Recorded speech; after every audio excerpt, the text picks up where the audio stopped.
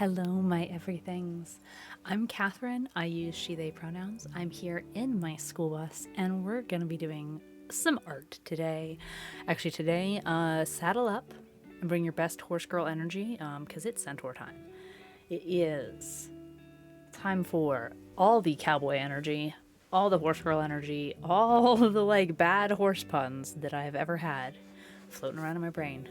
It's time to saddle up and get ready for them. So I'm going to give people a couple minutes just to mosey on in before I start wrangling up the fun. Yeah, I told you, it's gonna be horses. It's gonna be bad.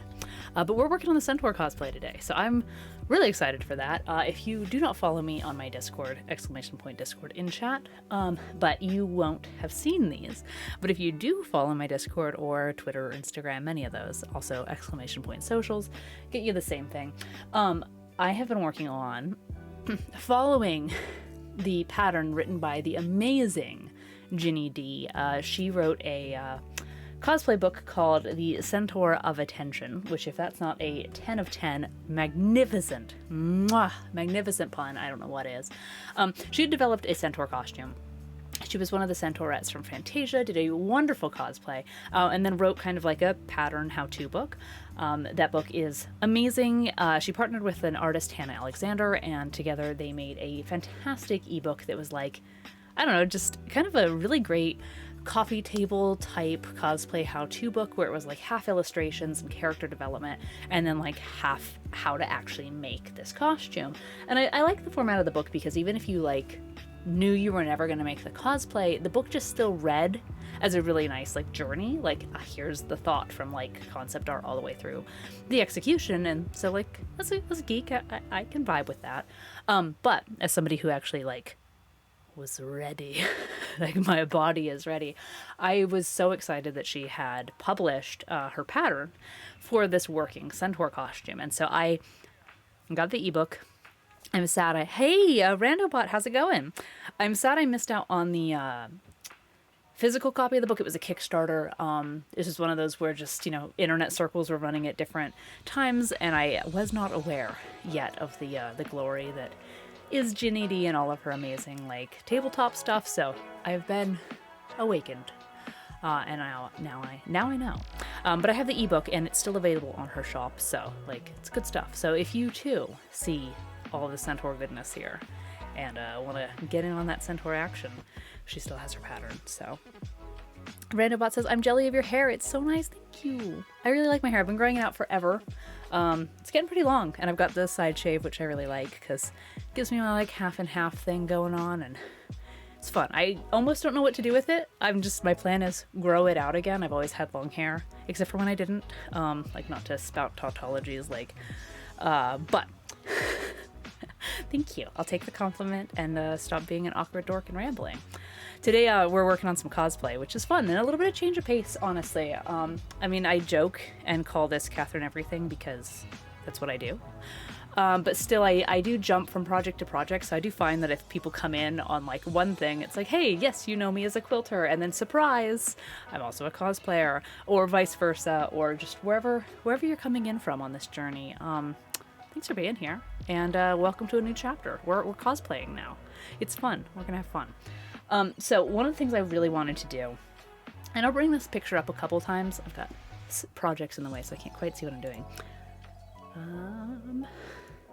There we go. Yeah, let me be in OBS here for just a hot minute and get a visual representation of what we're going to be working on today, because I know I am an artist. See, I thought about flipping my cam so I wouldn't be awkward, and I was ready to do the big reveal, and I was still awkward. In addition to, just everything, I do like to do digital illustration. I've illustrated the children's book, and this is just a quick sketch, so don't judge it too harshly. But this just kind of shows what we're working on. This is the concept art that we're going to be kind of just developing from. Obviously, with concepts, things are going to change. I know for a fact already that these colors are all wrong, and as we did some, discovering on the project, we've come up with some stronger concepts. And I'm really, really excited for that. But you can see here that, this is me, And this is Little Sprout. So if you're new here, Little Sprout is my 5.5-year-old daughter. She is my everything. I love her, and she is getting into cosplay, which is I'm excited. She may not have gotten the Star Wars bug yet, but she's getting the cosplay bug, so I can work with that. I can work with that. She was Toadette, Captain Toadette for Halloween, which I'm never gonna stop talking about because she was so cute. And just that like love for the obscure character and the like, we need to make this and how do we make this? And I was like, ah, yes. Ha. Now you feel the true power of the cosplay side. So the fact that she was willing to do these Centaur costumes with me is just beyond my wildest dreams. I really thought I was gonna have to like ease her into it. I was like, you know what, we'll go to a Ren fair, maybe she can be a fairy, or we can just ease into it. I'll get her a turkey leg and we'll be good. And then I showed her these, and I showed her like Ginny's video with the puppet walking, and she's like, horses, do it. So I wouldn't change it. Oh, I'm so excited. It's just, like I said, I'm having big, happy mom feels, and I'm just really, really happy here. So we're gonna keep continuing on with that energy. I didn't stream yesterday, and I'm really, really grateful for all of y'all for understanding. So if you are in a similar boat and just, you know, need time to sort things out, understand that, you know, people that are in your corner are gonna have your back. And it's okay to take a mental health day. So thank you for allowing me to take my mental health day, because I definitely needed it. So I just really wanted to shout out and say that I am very grateful for everyone that understood. We're back today. I am refreshed, and it's funny, I'm better than I was yesterday, but like today I went for like some maintenance doctor visit. That sounds like I'm a machine, but maybe I am. And they took a lot of blood for some stuff that we're just monitoring, and so I'm drained, but like mentally I'm in a much better place tonight, and I'm just really excited to be here. So I see that I'm missing chat, and my chat bot's being weird, so give me 2 seconds on that. I don't want to miss anybody. Hey, okay, so Randobot says, I'm bad at art stuff. I'm so uncreative. Not that I'm like here to like contradict you, but I think it just, honestly, creativity comes with practice. And so like it can start from anything and it can come from anywhere. So, you know, maybe you just haven't found something to like totally vibe with. So there might be something that sparks your creative fire and we just don't know it yet. So, and Quilting Koala, which, hey mom, she says, I just loved her Cat Best cosplay. Yes, if you're unfamiliar with the Hayao Miyazaki My Neighbor Totoro, first off, go watch it. I think at this point it's thoroughly permeated the, definitely the like casual to upper geek zeitgeist there, but Little Sprout was Cat Boss from My Neighbor Totoro for several Halloweens ago, but it was cute. I made her like a Kigu, and Kigus are fantastic, so that was fun. Let me refresh my chat here just because I want to see everyone. I don't know why I'm having issues. Beep boop. Alright, because I don't want to miss anything. There we go. Alright, looks like we're back online. Now we're cooking with gas. Alright, so if I did miss anything, as always, feel free to just like yell at me in chat and be like, hey, teacher, I had a question. Because, you know, I will get distracted and I don't want to miss anything. So, all right, what we have before us today. It's funny, I've been calling these hams because they really do look like it, but really here on stream, I'm not entirely sure what this looks like. Kind of bread, kind of meat, kind of lump. In reality, it is a centaur. It is a centaur back half. Randobot says, I contradict your contradiction. I really am uncreative. I tend to think in ones and zeros. Well, Randobot, you know what? It's a different kind of creativity because you are taking only 2 base materials and constructing them in a multitude and myriad of ways that the human mind can barely comprehend. So take that. Take your compliment. On the more mortal human side of things, I'm going to show my creativity, which is less binary and more hot mess energy. So if you're ready for that, I was doing a little bit of just fitting work. So I'll back up a little bit because I also need to just back up a little bit and get my head on straight. I'm going to transition back to here. Okay, so this is actually little sprouts. You can kind of visualize, I know it's really hard to see on camera. Imagine a hawk, like a horse leg coming off, back bending, and then fetlock, and then, you know, so like leg like this. So this attaches, this front part attaches to her little bum, and then this is her horse half, and then the legs are going to come off of here. And it's kind of a puppet, which is really cool. One, I like puppets. Puppets are awesome. And then two, just the fact that it's like a wearable cosplay prop that is also a puppet is just big fun energy. So what we're going to be doing today is we're going to be upholstering this essentially. And in the pattern book, again, this is written by Ginny D. She wrote The Centaur of Attention, which is a pattern book that I've been kind of using as the basis for just this project. She made the wonderful pun that it is really upHORSEtery, because we're upholstering a horse. So what I have under here in this kind of mess is I have expanding foam over chicken wire, which you can kind of see in the inside. I'll like lift it to the camera. And then there's a PVC frame. So what was great about the pattern that Ginny wrote is that she had a calculator for all the measurements to build the PVC frame, and then just like an itemized list.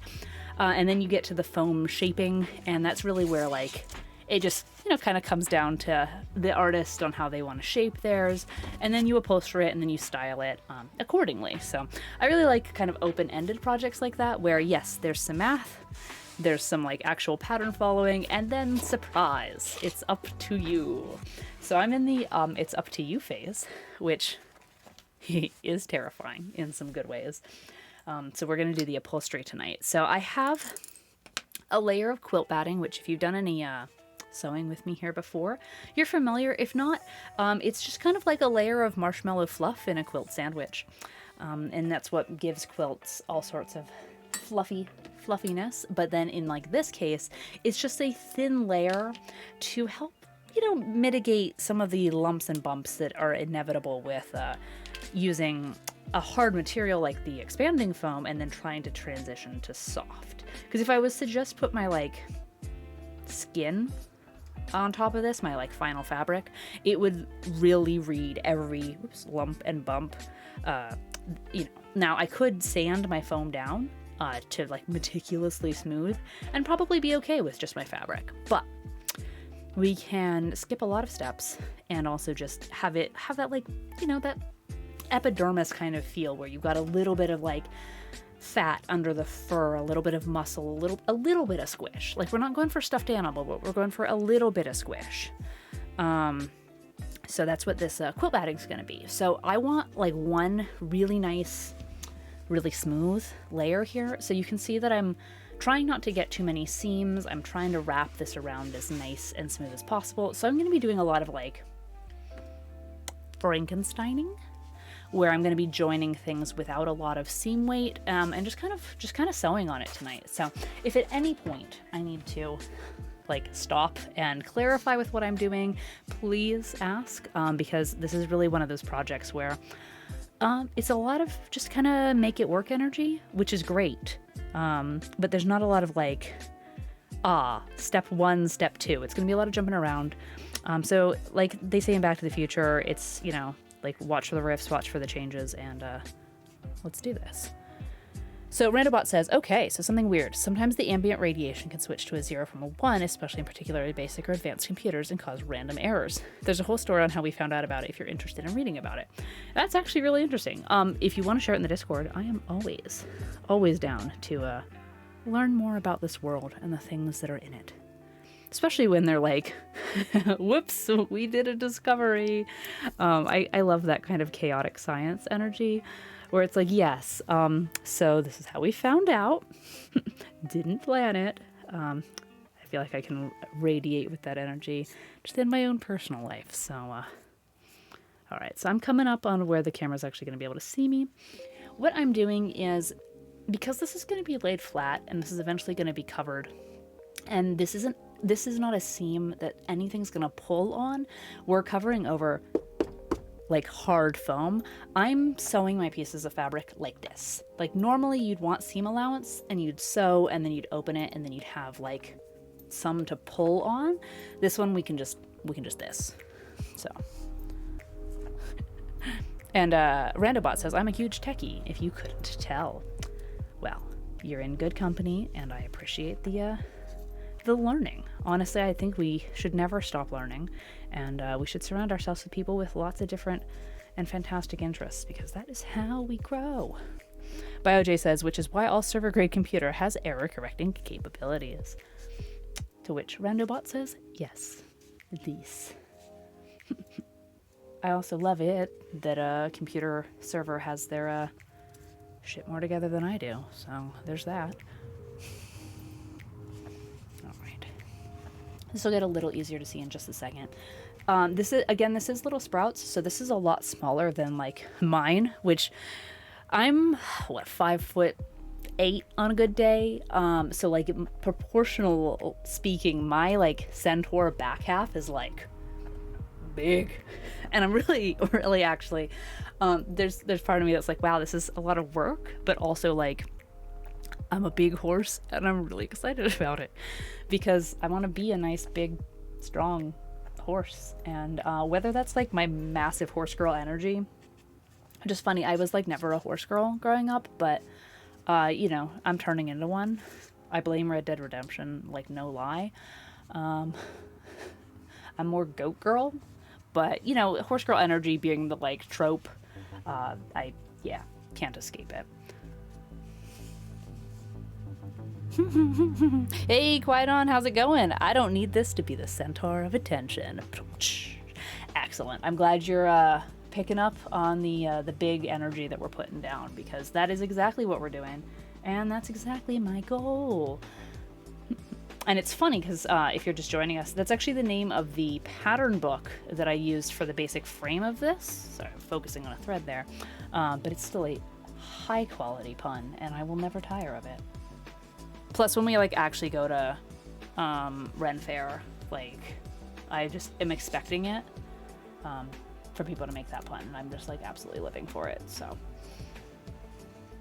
Okay, so you can see that I'm just kind of doing a series of just straight, very much like Frankenstein stitches. That's the best way that I can describe it, because I am joining the skin with just a series of vertical perpendicular stitches. And these don't have to be super neat. We're looking for no bulk is actually mainly what we're going for. And that's why I'm not creating a like proper seam. I'm just doing the, because this is going to be covered with our fur. So like any lumps and bumps here is something we're trying to avoid. So that's why I have it cut. That's why I'm going for as minimum seams as possible. Qui-Gon says, big half horse energy, right?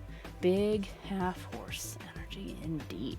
And Randobot says, I worked with a woman who worked at NASA as a tech engineer. Had great stories. I bet. That's super cool. Have you ever heard of that project where people can like, instead of like going to a library and checking out a book, they can like check out a person, where you can just like sit in like that library and like borrow a person for half an hour to an hour and just like listen to their stories. Like that's super cool. And I've always wanted to do something like that because humans are endlessly fascinating. We make cool things.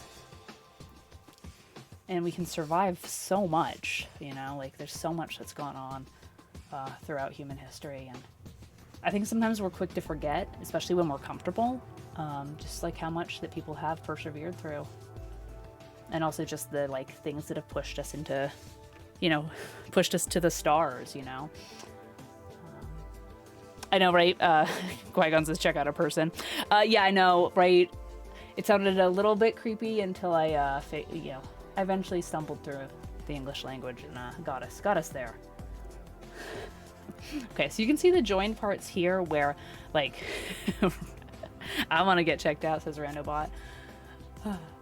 That's funny. Okay, I just bent my pin. But yeah, okay, so you can see where I still have to join it. And this is very much, I mean, like, obviously, yes, when you are getting, like, stitches from a medical professional, it's all just sewing. So it's funny when, like, I'm doing sewing and I feel like I'm, like, being a doctor. I'm like, it is transferable skill. It it is definitely transferable.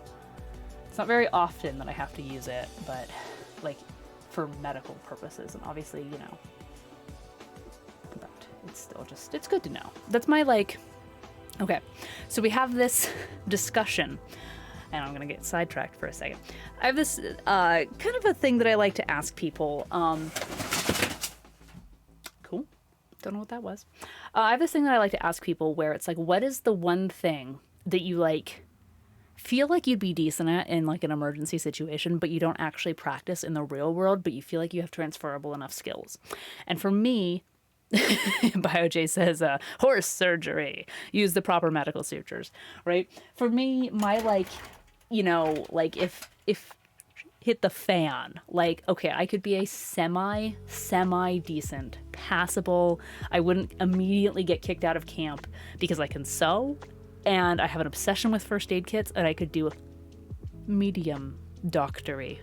And by medium doctory, I mean like, I will prolong your life by a little bit, not a lot. Don't get crazy, don't get excited.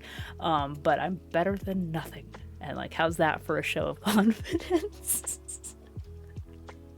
But I have moderate skills. Like, I'm a scout, but you know, it's just one of those where it's like, you know, not that I like have any formal training or anything, but I think like in that, like, I don't know, Fallout post-apocalyptic setting, if I like had to transition into just like, all right, here you go, you're the medic now, I could make it work for a little bit. I wouldn't immediately just like freak out. Plus I'm a mom, so that comes with like a little bit of like, you lose some squeamish points and you figure some stuff out. So plus I got mom purse and an obsession, like I said, with first aid kits. So if you need a band-aid, I've got you covered. Like, don't die, but I got a band-aid. So again, anytime I'm doing something like this, I'm like, I could be a imaginary wannabe medical LARPer, and that's as far as my skills would get me. I could get us to the next town over, you know, in a zombie wasteland. But that's all you're getting from me, so. Randobot says, arson. Perfect. Yep, that's a skill. That's the one, like, legally, I don't want to know, but... Alright, so I've run out of threads, so I'm just going to tie off a little knot here, and then grab some more thread.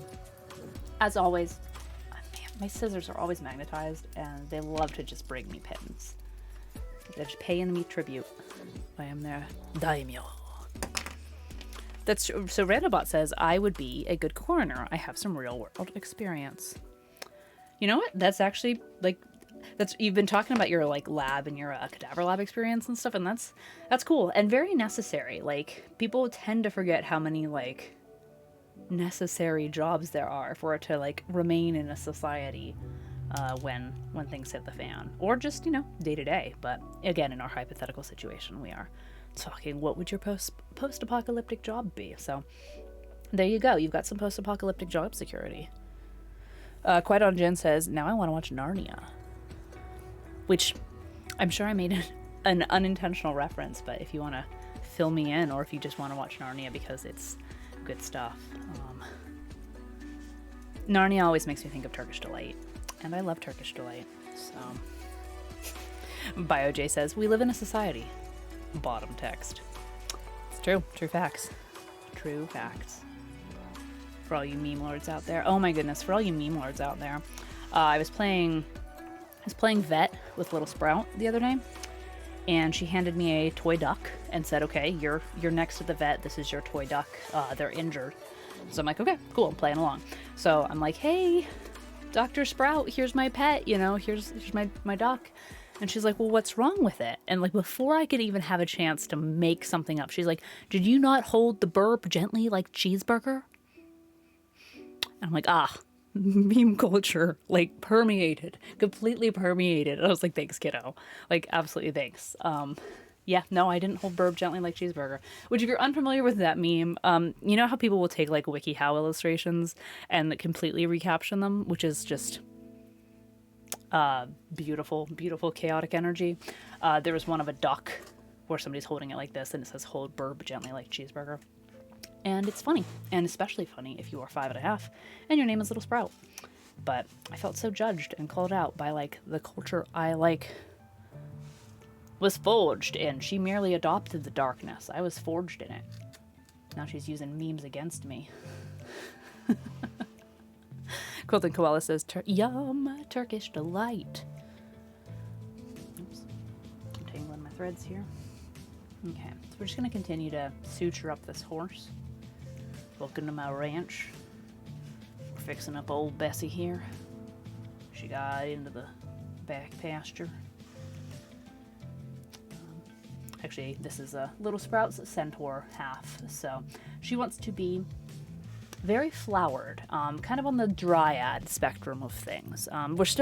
She is just now getting into like tabletop RPG, Dungeons and Dragons type stuff. For a little while we were playing the Tales of Equestria, which is the My Little Pony skinned D&D, which is like perfect if you don't want to do that much math in your Dungeons and Dragons, and you also like friendship.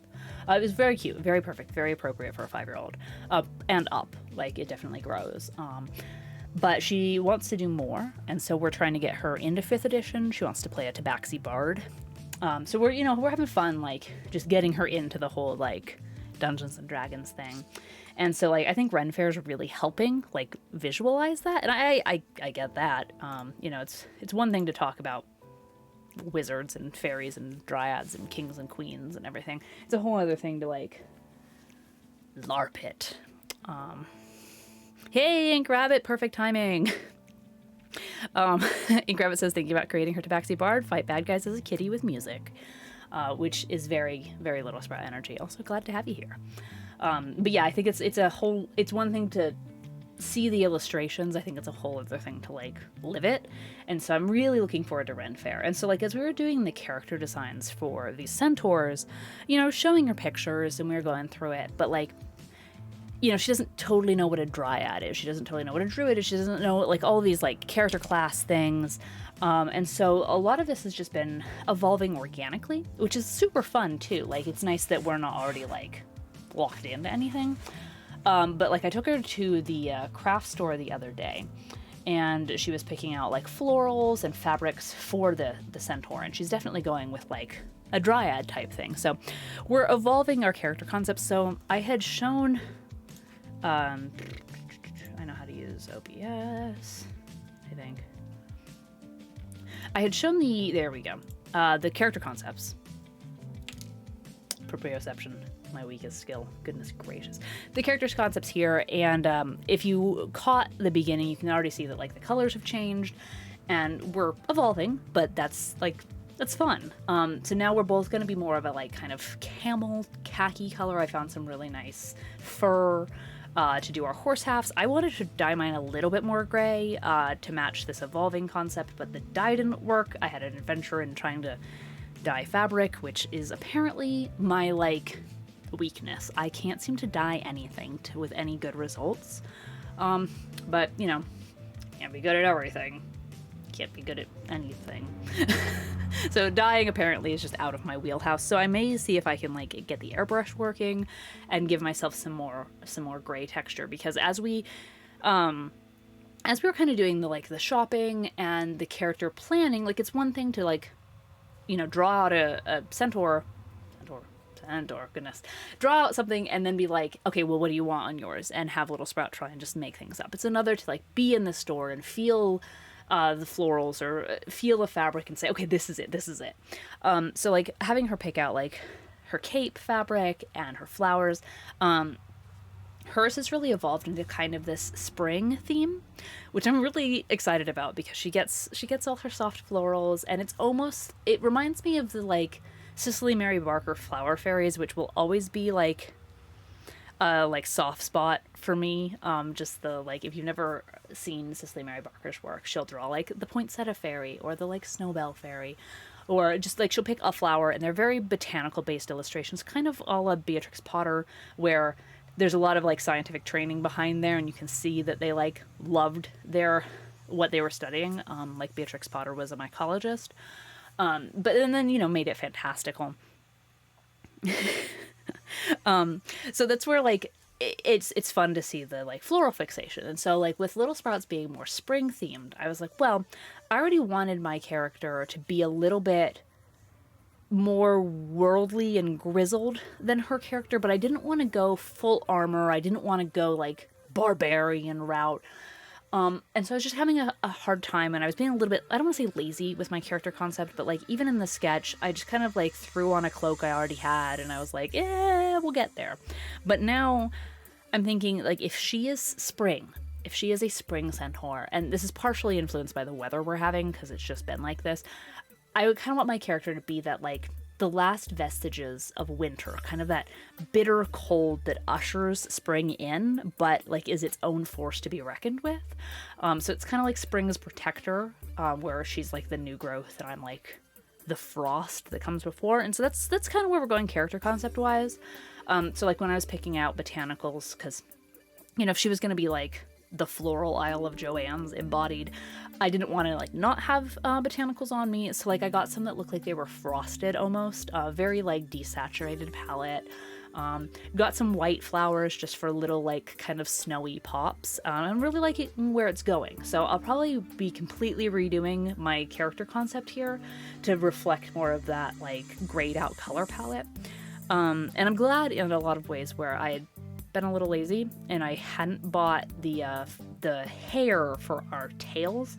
I'm gonna go with wig hair in the same color. Like Little Sprout and I have the same color hair, which works out really well. So I was just gonna get clip-in ponytail extensions from like Arta Wigs and use them for our tails, but now I'm thinking I might get a couple packs of wefts of like silver hair and like braid them into my tail. And I can like pull out the grays that I've got going on, maybe clip some into my hair as well, and really bring in that like that frost, that little bit of like, you know, don't underestimate me. I am just the frost on the leaves, but I've still got that like winter's bite, but I'm not like completely winter themed. So that's where we're going with that. So that's kind of the concept and how it's evolving. And now we're back here. I gotta grab a tissue. My nose is running because it's cold. It's winter. Why is it winter? Unbox some tissues, go. All right, hold on. I'm gonna BRB because I tried to clean and apparently failed. So, but really quickly, while I look around, Ink Rabbit says, I was thinking about taking my books to help the Nibblings build their characters. That would be cool. And BioJ says, Catherine the Undying, you are invincible. You can't be vinced. And Ink Rabbit redeemed Hydrate. So while I am up, I will grab water and tissues. So I'll be right back.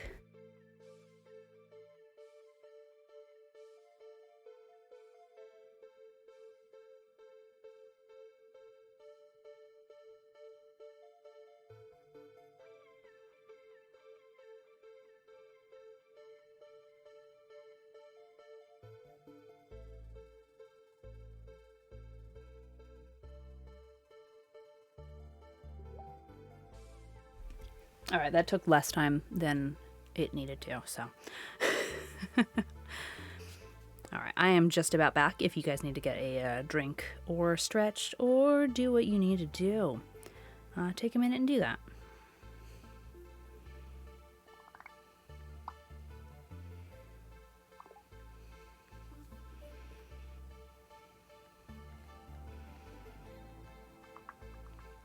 All right, I also will check my phone and do mama mode, and then I'll come right back.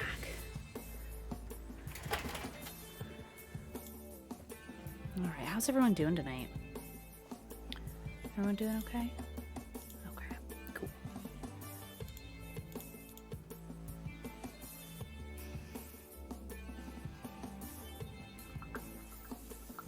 Okay, so we're gonna jump right back into this. I'm gonna take a sip of my tea as well. I've got some nice oat milk and turmeric. It's very, very yellow.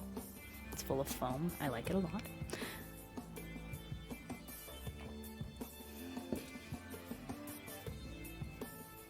And then we're gonna jump right back into this.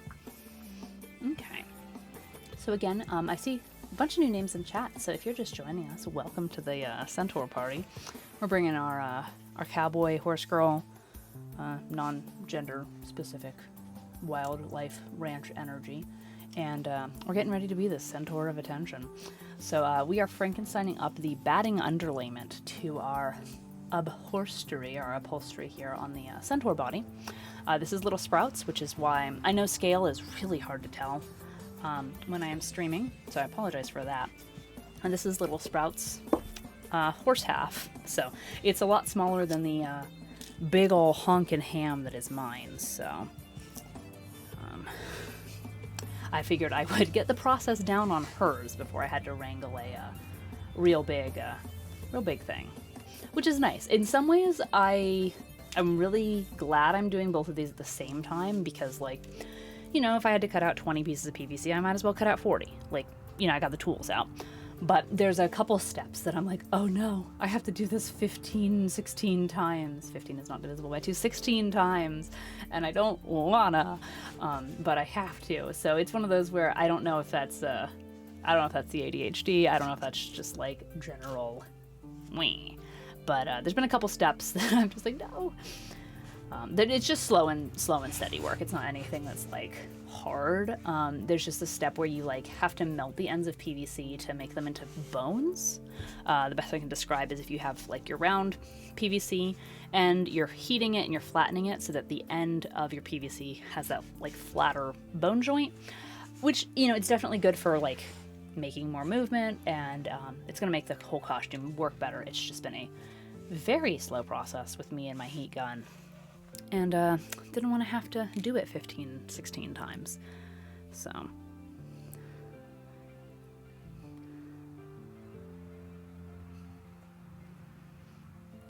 Okay. Also, people are messaging me because they're seeing cool Ahsoka merch out in the wild. And they know I'm obsessed. Which I'm going to put a, like... Unless anyone really wants to go down that rabbit hole, I'm going to put a pause on all Book of Boba Fett spoilers until Star Wars Saturday. It's going to be hard for me to keep that in, but it gives people an extra day, and then we can just do our Star Wars thing on our Star Wars day. Otherwise, you know me, I'll just get distracted. Like, completely distracted. And I'm trying to make a horse right now. But if it's inevitable, then it's inevitable. AKA I'm finally a cool Star Wars kid again. I got caught up on Book of Boba Fett. I was very behind, but I did some binge watching, and it is good. Okay, so we are doing the side seam. If you were to visualize this, this is kind of the rib cage of the horse right here. This is the hip joint. Now the actual like hock or flank isn't attached yet. That's going to be a completely separate piece. And so that's going to help with the like movement of it. So we're going to build that whole hock and the fetlock joint and all the hooves and everything later. Fetlock and fetlock joint. Right now we're just working on the body. Let's see the body. Randobot says, who's Ahsoka? Ahsoka. She was Anakin's Padawan during the Clone Wars. So that's my no spoiler version. The let's go back in time 10 years of Star Wars history. She's cool. She's a Togruta. She's there. That's who Ahsoka is. And here we were building Star Wars the other day, so I've got all my babies out.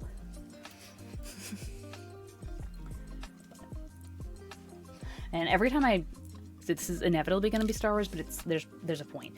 Anytime I watch Star Wars or think about Star Wars or whatever, I'm just constantly like geeking and in awe of all the puppetry, and I think that's why this project, this build, is so exciting to me, because it feels very practical effects. I'm just trimming down my seam here. I had a little bit too much, and I want these to lay as smooth as possible, so just a little subdermal snip there, while I make this lay as flat as possible. This is going to be an interesting, just kind of, like I said at the beginning, this is a interesting project in the fact that there was a pattern up until this point, and now this is the very just make it, like just cover it part, which can't, and I get it, it can't really be quantified into a pattern because everyone's is going to look different. The foam shaping is going to be different. The style, the like build and speed, like breed of horse is going to be different. Like I wanted, like, again, I'm gonna, if you have any questions, you know, interrupt me and let me know. But when Ginny D wrote this pattern, she wanted the very, very slim, dainty Disney animated Centaurette kind of body style. And with the ones that I'm doing for me and Little Sprout, I know I'm a little bit more heavy-handed on the build, and I feel like for me that really works. I want to be like a horse. Like I'm not afraid of being more of a like workhorse. And with Little Sprouts, I'm trying just to like conserve weight on this as well, because this is essentially a wearable puppet. So on hers, I was a little bit more delicate. So hers will probably meet more of the like original pattern archetype, whereas mine's going to be a little bit thicker. And I'm okay with that because one, I'm stubborn. So like if the puppet ends up being a little bit heavier, I'll figure it out, you know? I'll stubborn through it. It's cosplay. And that's okay. Whereas, not that the original pattern was unrealistic, that's not what I'm saying. It was just very stylized, and it was absolutely beautiful. The whole theme of the book was kind of these like Art Nouveau, very Disney Fantasia styled centaurs, and that's really cool. And I think that's one of the things that, like, even just in the visual research for developing our spin-off of it, was just how many different types of horse builds and bodies, and, you know, just even if you just stuck with real world horse breeds, there's so many variations in body type just with like, real horse breeds, never mind like interjecting the fantasy element in there as well. And we came across a couple like concepts where people had done like feline centaurs, like snow leopards and lions, and it's like, oh man, that's a whole different build as far as like the digitigrade legs and everything, with like more like canines and everything, where it just opened up this cool realm of possibility. And Little Sprout was like, what, they can be snow leopards? And she loves snow leopards, and I was like, let's do the horse first, because I can visualize that, and then maybe we'll try something next time. So I wouldn't be completely surprised if this was one of those builds that like led to another and led to another. So it's just good stuff. Okay, so I had pinned and cut this piece, this kind of skin, before I had started the stream, and I've been laying it out. So you can see here's the view from the top. Like, this is the top view. Legs will be attached here. Tail comes out yonder. But if you were to switch it around to the other side, I haven't cut or pinned this at all. So here's kind of a peek for everyone just joining. This is a PVC frame with expanding foam, which you can hear is quite hard. So that's why we are softening it.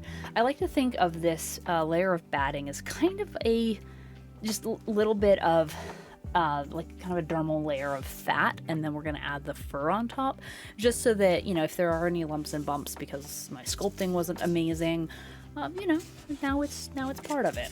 So in the original pattern, this bottom had been left open, and I think that's important for security, like if you ever take this to a convention. But I think on Little Sprouts, I'm gonna cover it because this part will be open, and we can always remove it. So I'm gonna do an experiment and see what happens when I cover it. I can always cut it out. So what I'm gonna do is just lay out my overlaps on my batting here. So again, you can see the foam, you can hear the foam. It's loud. Carving that, whew, very loud, lots of noise. So I'm just trying to create the seam lines where they won't be seen as much. So I'm gonna kind of mirror what I've done already, and just take my scissor in here. And again, just kind of, it feels a lot like surgery where I am just lining up skin, which is an interesting sensation. But so I'm just gonna cut this here so we can get this extra out of the way. So we'll remove that, and then that should line up with this piece pretty perfectly there. And by perfectly, I mean, you know, the good news is we can stretch this batting a little bit if we need to.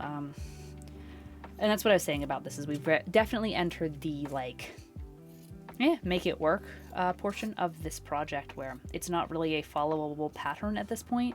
It's more just a attach, and you get to figure that out if you want to use hot glue, if you want to use sewing, if you want to, you know, however much you want to under or over engineer. That's the part we are at. So I'm going to throw in a couple pins in this just to hold it. That's the great thing about this being foam, is that I really can just, you know, slap some pins in there. Be like, cool, because it's not going to hurt anything. It's not going to hurt my pins, and it's not going to hurt my project. So I figured that will give me a better representation, especially when I'm like trying to work around these fiddly bits. So I do need to trim this out a little bit. And again, I'm just trying to get the least amount of bulk on this so that it lays as flat as possible when we add our fur. Now for the fur, I'm going to keep saying fur. It's one of those where it's like, do horses really have fur, or is it more of a skin? They're kind of fur. I don't know. Anyone do 4-H? Anyone want to chime in? I know goats. I know horses. I just don't like, you know, it's different. I guess it's more of a skin. So anyway, we're going to call this the skin, and we're going to call our feature fabric the fur. The instructions had called for like a stretch velvet or a stretch suede. And honestly, admittedly, a stretch suede would have been beautiful. But stretch suede is hard to come by, and it's expensive. And I could only buy it online, and I couldn't touch it. So I was getting frustrated at that, because I really wanted to feel these, because like a lot of this costume is going to be based on illusion. The fiddly bits around the coast, says Quilting Koala, quoting The Hitchhiker's Guide to the Galaxy, which is an excellent film and an excellent book. Okay, I don't know if I'd go excellent film. It's a fun film. It's campy. It's delightful. It's a cult classic. Excellent book. I like Douglas Adams. So, but yeah, we're doing the fiddly bits. But yeah, I really wanted to touch the fabric. And so it's like, in the before times, I would probably have just run into LA and gone to like the Fabric District or Mood. But then I would have like blown my entire budget just on this fur, which, you know, happens. But as it was, I was kind of limited to just my local fabric stores if I wanted to touch the fabric, which I did. So we went to Joann's, and it was nice because even though like it's hard with the big box stores, I actually ended up having some good coupons and got all of my fabric and all of my florals for the same price that I was looking for fabric online, which is hard because I can't, you know, I'm an artist on a budget. I gotta work with what I got. So that was a bonus, but also kind of like, oh, well, I ended up having to settle for fleece. So I am using polar fleece, which is kind of like, you know, what do people use fleece for? Why am I blanking? I don't know if you've ever made a beanie. It's kind of like a sweatshirt, but not. Quilting Koala, why can I not think of what people use fleece for? Sometimes you use it in plush making. It looks like this. It's soft, and it's like kind of sweatshirty, and it's kind of just, it's fleece. It's fleece. I don't know how else to explain it. So the piece that I ended up getting had this nice mottle to it, which if you saw in the concept art, I really wanted splotchy, like dapple ponies, if you will.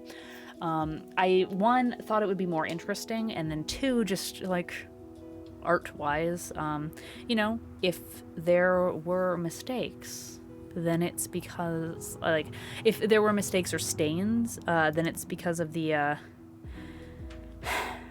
you know, the fabric. It's just part of it. You know, like, it's part of the design. We're just dapple ponies. If we had gone with a solid design, and this is just like mom experience and then having a small child, the idea of having completely plain solid color fabric made me really nervous because, yeah, I didn't want these to get ruined if they got stained. So if we already kind of decoratively had splotches, then it's just part of it. Plus, I think it looks more realistic as well. You know, yes, there are beautiful horses that have solid color coats, and they are, you know, there are horses that are bred to be beautiful solid colors. But, you know, nature has variation, and so I wanted to just kind of add a nod to the realism add a nod to like durability and stain prevention. And then just, you know, I'm working with what I got. When you got like 4 choices, you're going to be like, hey, I like this one. Here's my justification. But also, hey, we're making it work here. So, Quoting Koala says that fleece is used for, if you've ever made one of those, that's right, one of those like tied fringe blankets where you have like a big square of fleece and you cut the little strips into it and then you tie them and they're cute. That's what fleece is for. Thank you. I appreciate that because I was straight blanking on what fleece was primarily used for because I'm a professional. I think that part of my problem is just like the kind of polymath problems where you're like, I do a lot of things with a lot of material. And so sometimes my brain has big brain moments and we forget everything. Also, I have ADHD. So pick one, throw a dart, pick one, pick a problem. Okay, so again, we're just doing our like Frankensteining of our stitches here. So we're trying to get these to lay flat so that our upholstery lays as bump free as possible. So as I go through here, if I need to make any small cuts to make this like line up better, I will. I know it's kind of like white on white here, so it's really hard to see what I'm doing. So if you have any questions, let me know and I can switch camera angles and, you know, yeah, there we go. BioJ says big brain. I got my emoji wall running, so I think if you spam a couple emotes, don't go crazy because Night Bottle, be aggressive, but it makes a cascade of emotes now, because yay, Twitch things. Okay, so dropping my needle aside, you can see that it is, it's coming along here. It's coming along. So what we'll be doing once this batting is on, and again, yeah, there we go, thank you, BioJ. Once this batting is on, this is kind of acting as, like I said, that just subcutaneous layer of fat or flesh or muscle that it's going to just help bulk out and add some realism to our horses here. Because, again, it is just the expanding foam underneath, if you ever worked with that. If you ever worked with that, let me know in chat, because it's a really fun cosplay material, and I think it's one of the, like, unsung heroes of the cosplay world. Especially if you're really just trying to get into cosplay and you're not ready for, like, EVA foam or Warbler, which I love. I love all the, like, I don't want to say professional materials because that's not the right word I'm looking for, but, like, all the, like, big toys. But I love that, like, from Home Depot or Lowe's or whatever, from your local hardware store, non-brand specific hardware store, you can just get expanding foam and create some incredible results, especially when you're just looking for like bulk. Same with paper mache. Like, I've done some cool stuff with paper mache, but yes, I also like to play with the thermoplastics and the everything too. That's what's fun about cosplay, is like really the only limit is your budget and your imagination. So, but you can do cool things on a budget, so it's neat. Okay, so I'm just really, like I said, trying to get that to lay smooth. So I'll make cuts when necessary, and just keep on sewing.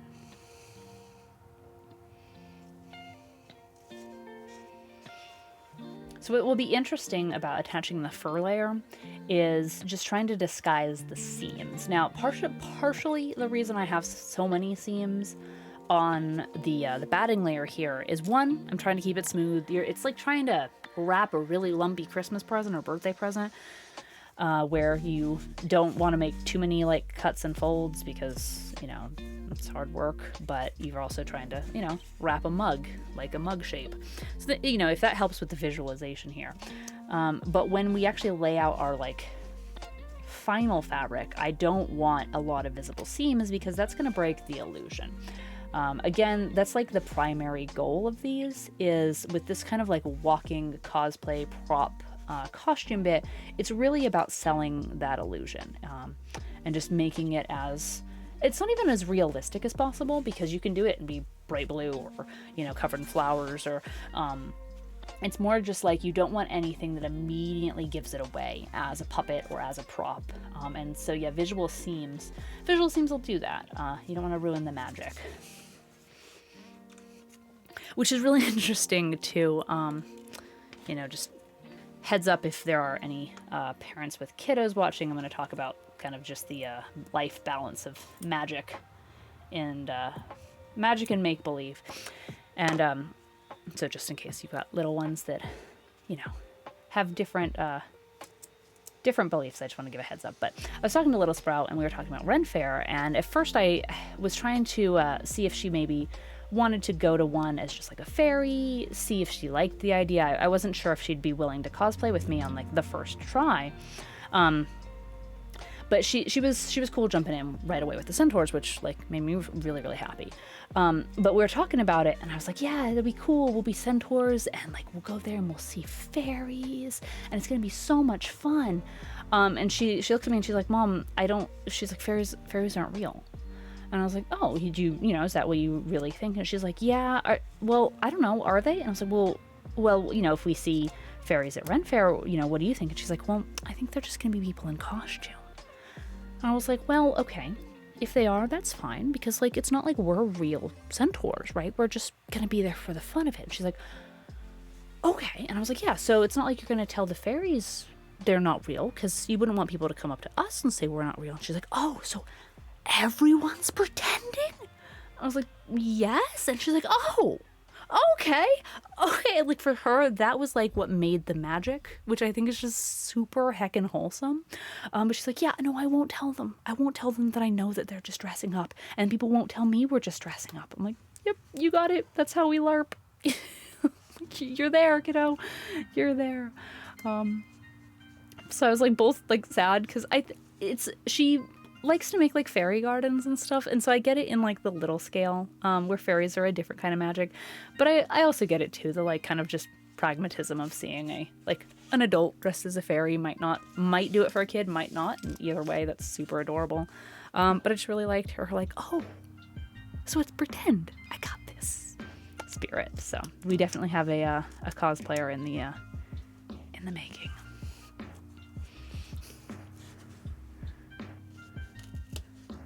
So back to my point of, I definitely want to sell this illusion, because she gets that it's pretend, but like good pretend, for the fun of it, to bring the magic. That's how we're bringing magic. And I like that kind of, especially as like kids get older, to just be like, you know what, it does, everyone believes in it in a different way, all sorts of magics.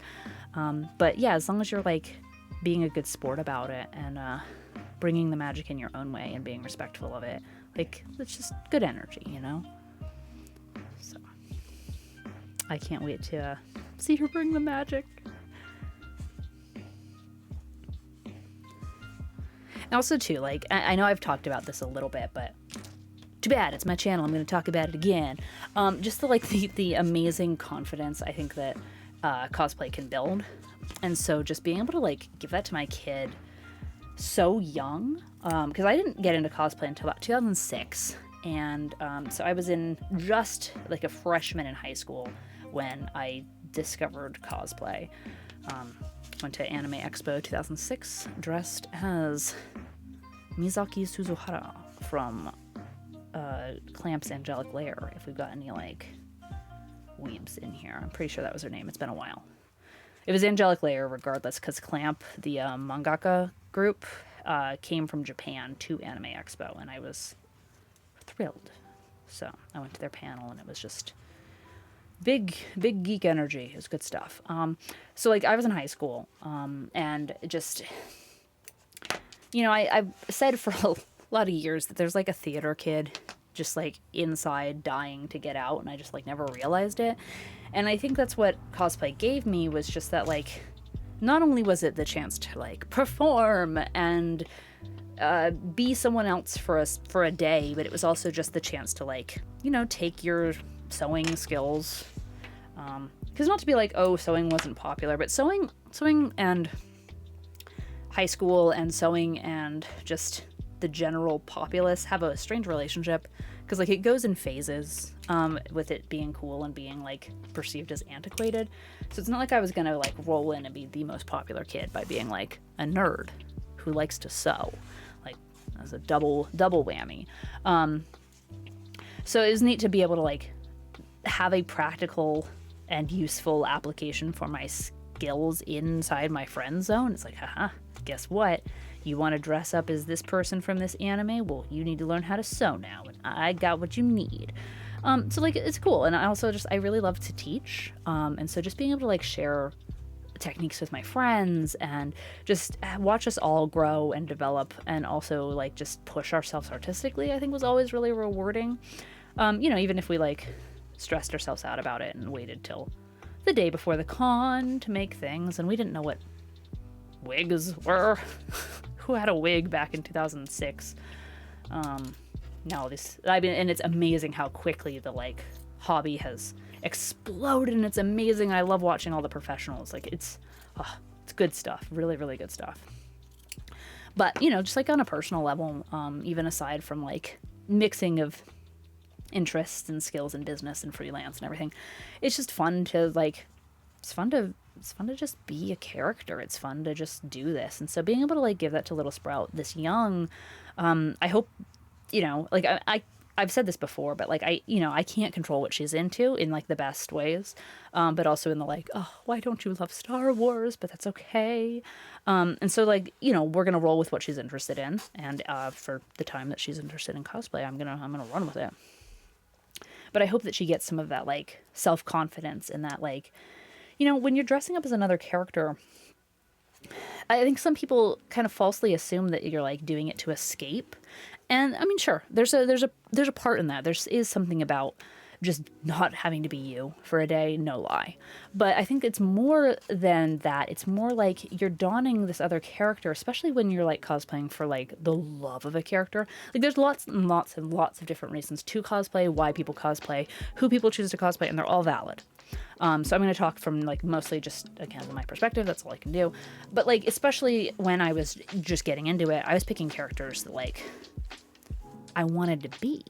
And so there were different parts of their personality, their gumption. There's something that made me want to like just borrow that for a day, a week, a month, and it's like, well, if I can be determined like Rock Lee, if I can be stoic and strong and a leader like, Princess Nausicaa from the Valley of the Winds, if I can, I can embody these characters, you like have to try them on. And so like that just ties into the confidence thing. And then of course, like if your costume's cool, and it doesn't have to be the best at the con, it doesn't have to be the best you've ever done, just more like that feeling of like, heck yeah, I made this energy.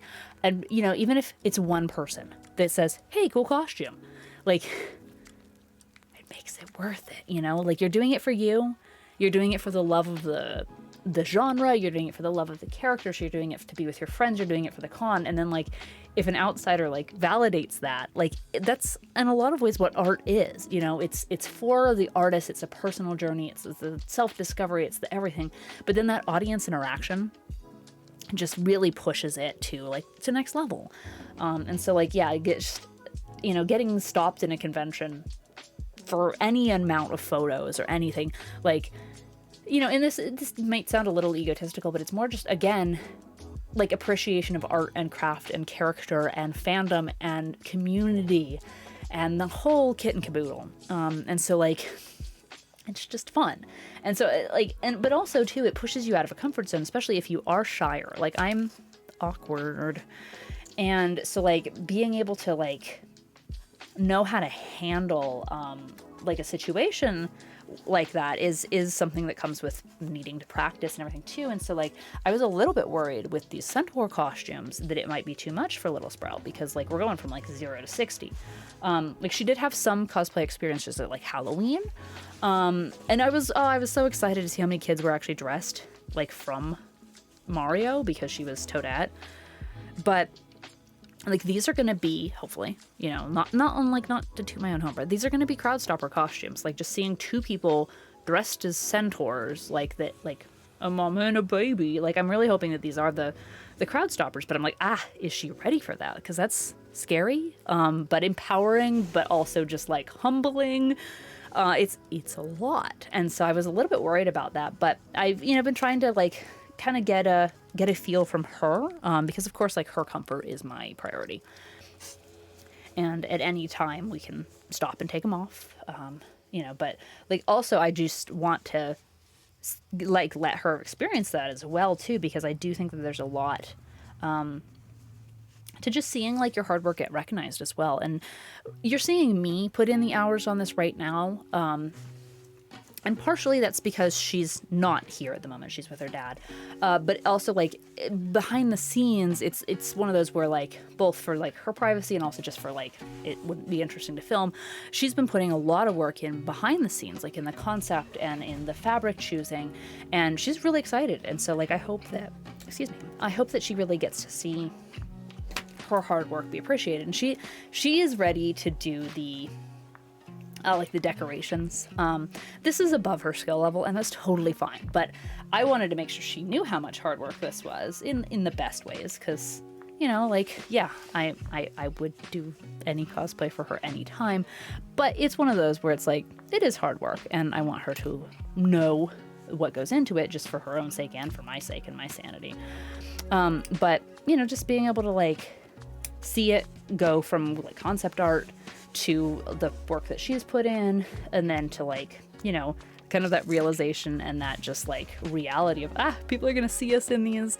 It's a journey. And so if, I don't know if anyone in the comments here hanging out today, hi everybody, by the way, has cosplayed, but if anyone ever at any point today during stream, on the Discord, anytime ever wants to share their cosplay stories, I love hearing them, because, like, truly for me, it's made such a difference in my life.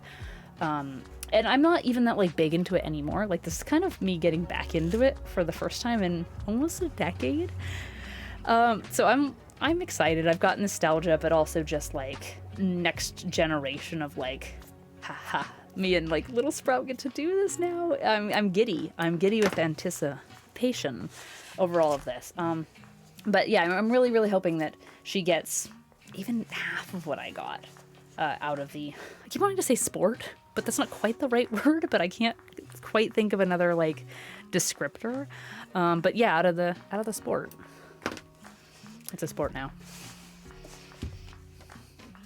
And, like, right now we're just doing it very casually. We're just doing it for fun.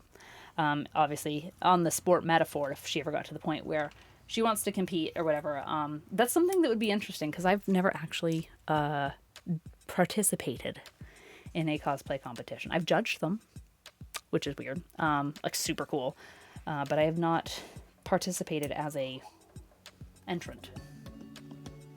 But that's kind of my life. I skip around and do things out of order, so it would be very in character for me to start competing now, you know, 15 years into the sport, doing it backwards, upside down and backwards. But I guess long story short is, I hope my kid enjoys it. We're going to do it for whatever she needs it to be. I hope she gets some cool things out of it. And I'm just thrilled to be able to do this with her and for her. And, you know, that's what we're doing right now. We're just taking it one event, one costume at a time. And for me, this has been really cool too, because this is a bigger build project. Not that... And, like, this probably is going to sound funny coming from someone who does sew, but sometimes when a cosplay is all sewing, it gets a lot. And it's like, if you get to the point where you're like, oh, I don't want to sew today. It's like, oh, well, too bad. That's all sewing. That's all you get. So, like, on a project like this where there's, you know, there's the foam smithing, there was the PVC building, the chicken wire sculpting, there's going to be, you know, hair and flowers, and there's going to be sewing as well. It's nice because, you know, I can kind of jump around a little bit, so,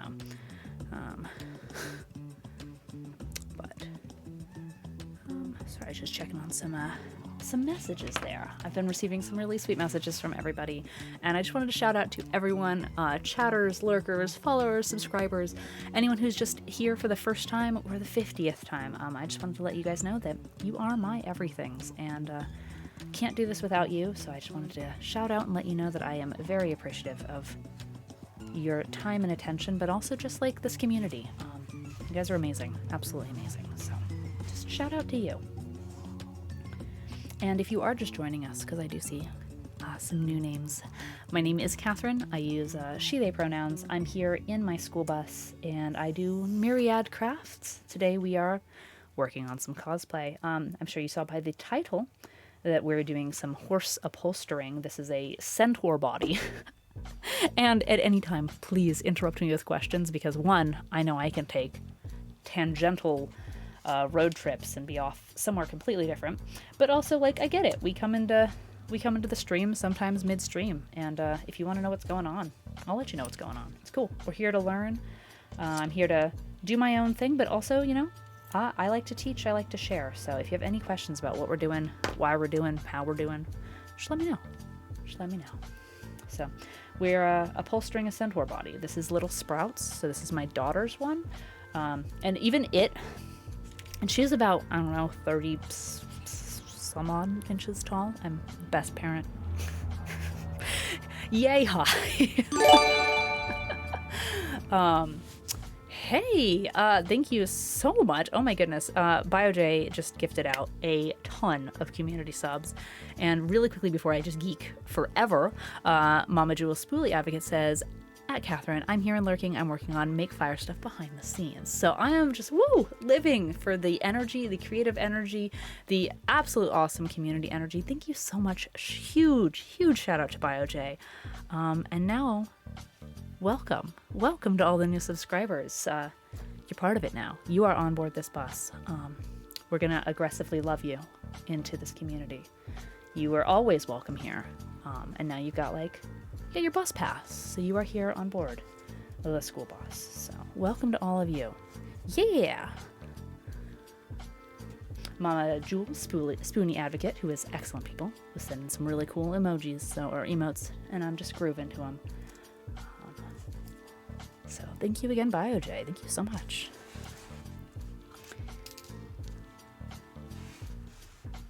All right. So yeah, going back to that, if you have any questions about anything that's going on, I have a, you know what? I feel like life just takes us in a million different weird directions, and I have been everything from a freelance artist to a camp counselor to an art teacher to a municipal employee. And with all that experience, the things that I've learned is that my favorite things, doesn't matter what I'm doing, is that I love to share, and I love to just, I don't know, geek out about whatever it is that I'm doing, whatever it is you're doing. So if you are not part of the Discord, !Discord in chat, feel free to join our community there, because I love to geek out about what it is that you're working on. I know that Mama Jewel, she is working on Make Fire, which is this really cool artist collective, and people are out here doing really, really neat things in the Twitch makers and crafting community, and I'm thrilled to see the energy, to see it grow. A lot of us are also big gamers, and I think Twitch will always be for gamers. But on the other hand, watch out, Twitch, because this makers and crafters community, we're growing. We're doing cool things here. We are doing weird and wonderful, making centaur butts. So, all right. So speaking of, this is this kind of ham shape. I'm gonna switch to a different camera here just for a second and back it up. So if you can visualize with me. This is a belt, so this is going to go around Little Sprout's waist, so human half here, horse half back here. So I don't have the haunches or the fetlocks or the hoofs or anything, but this is where the tail would come out, so imagine, if you will. So this is kind of the horse rib cage, and you can hear how solid this is. So that's why we're we're padding it out, there's the word, with some foam, with some batting, to just make it a little softer. So let me slap that back down on the work table, and to get back to it. So we've just got this last kind of opening here, and then that will be the underlayer. Then we're going to be doing kind of the same thing again, but with our fur, with our skin. Horses are in that category where sheepskin and goatskin's a thing, but I don't know if I've ever... do you ever get to the point in your life where you're I know things, and I'm smart, but I have no idea what the correct term for things is, kind of moments? Because I don't know, cats and dogs have fur, and sheeps and goat have it. It's called goatskin, it's called lambskin, sheepskin, but nobody talks about horse fur or horse skin. So if we have anyone in chat that knows Anyone in chat that knows the correct terminology for the outer layer of a horse? Which just sounds bizarre. I sound like an alien. Like, how do you humans describe the outer layer of your, like, large transport animal? I don't know. I don't know. So we'll be doing that. We're gonna call it purr. It's not quite accurate. If you've ever touched a horse, it's got a nap. It's got a pile. You can brush it. If you run a comb through it, a comb pattern will show. So to me that says for hide. Quilting Cola says hide. Horse hide. That sounds right. We're gonna go with that. Thank you. Yeah, that's just one of those big brain moments where it's like, I am an educated individual, but you know what? I don't know everything, and that's what's fun about learning.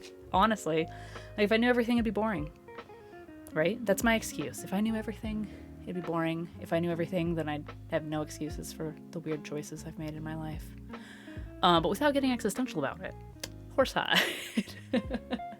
I don't know. I mean, sometimes it's like not knowing something can be super exciting because it can lead to like a rabbit hole of learning. And then all of a sudden you're like, wow, I can name all the parts of a bird wing because I got really into like the Good Omens fandom and I needed to know what different wing parts were called because angels and demons have wings. So, take that. I was learning and being a geek. Right? So here we go. We're bringing our horse girl energy into the learning mode.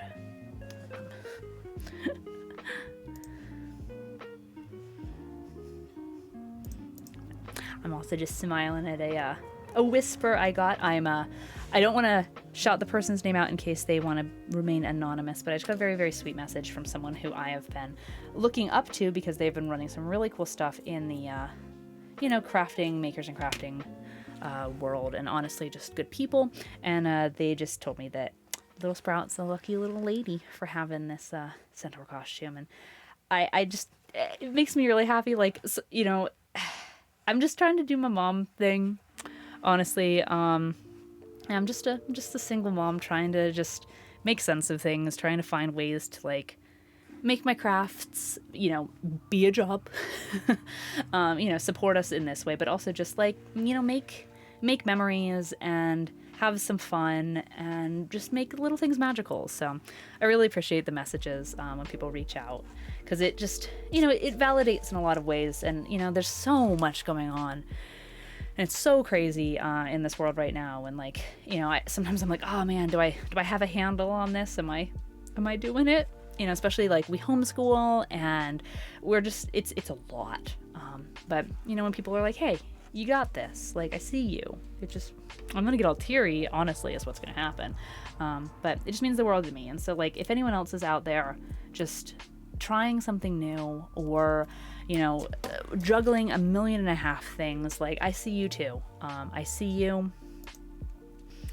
And I just want to know that, I want you to know that, it's crazy times.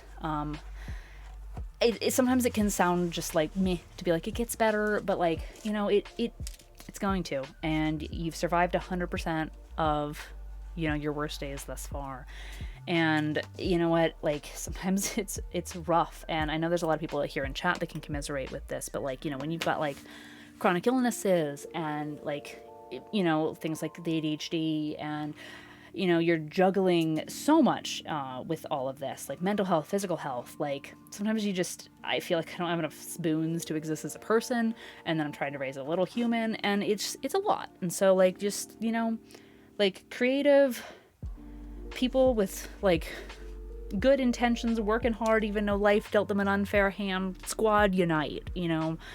Not every day is going to be a win, and that's been a hard thing for me to learn. But you know what? Giving yourself grace and just trying and just finding a community too that understands that. I totally had to take a mental health day. I was supposed to stream yesterday, and I was so worried that I was I got so anxious, and I'm I don't even want to tell people I can't do it because that takes so much energy. But everyone was like so sweet, and they're like, nah man, like go watch Star Wars, it's cool, like we'll be here tomorrow. And that's something I'm just like so not used to, is just that like permission to rest, but also permission to create, permission to just be. And so like I just want to keep extending that permission to all of y'all as well. Like, you know, you're allowed to rest, but also you're allowed to create, and also you're allowed to be extra. Like, don't let anyone dull your sparkle. You know, whatever that means on any given day. So just wanted to share the love as people are seeing me. I just want to make sure that like you are seen as well. So, you know, you are absolutely seen, even on like your lowest spoon days, even on your lowest, like, I can't do this days, you know, you are absolutely valid, and we're here for you. Absolutely here for you. So there we go.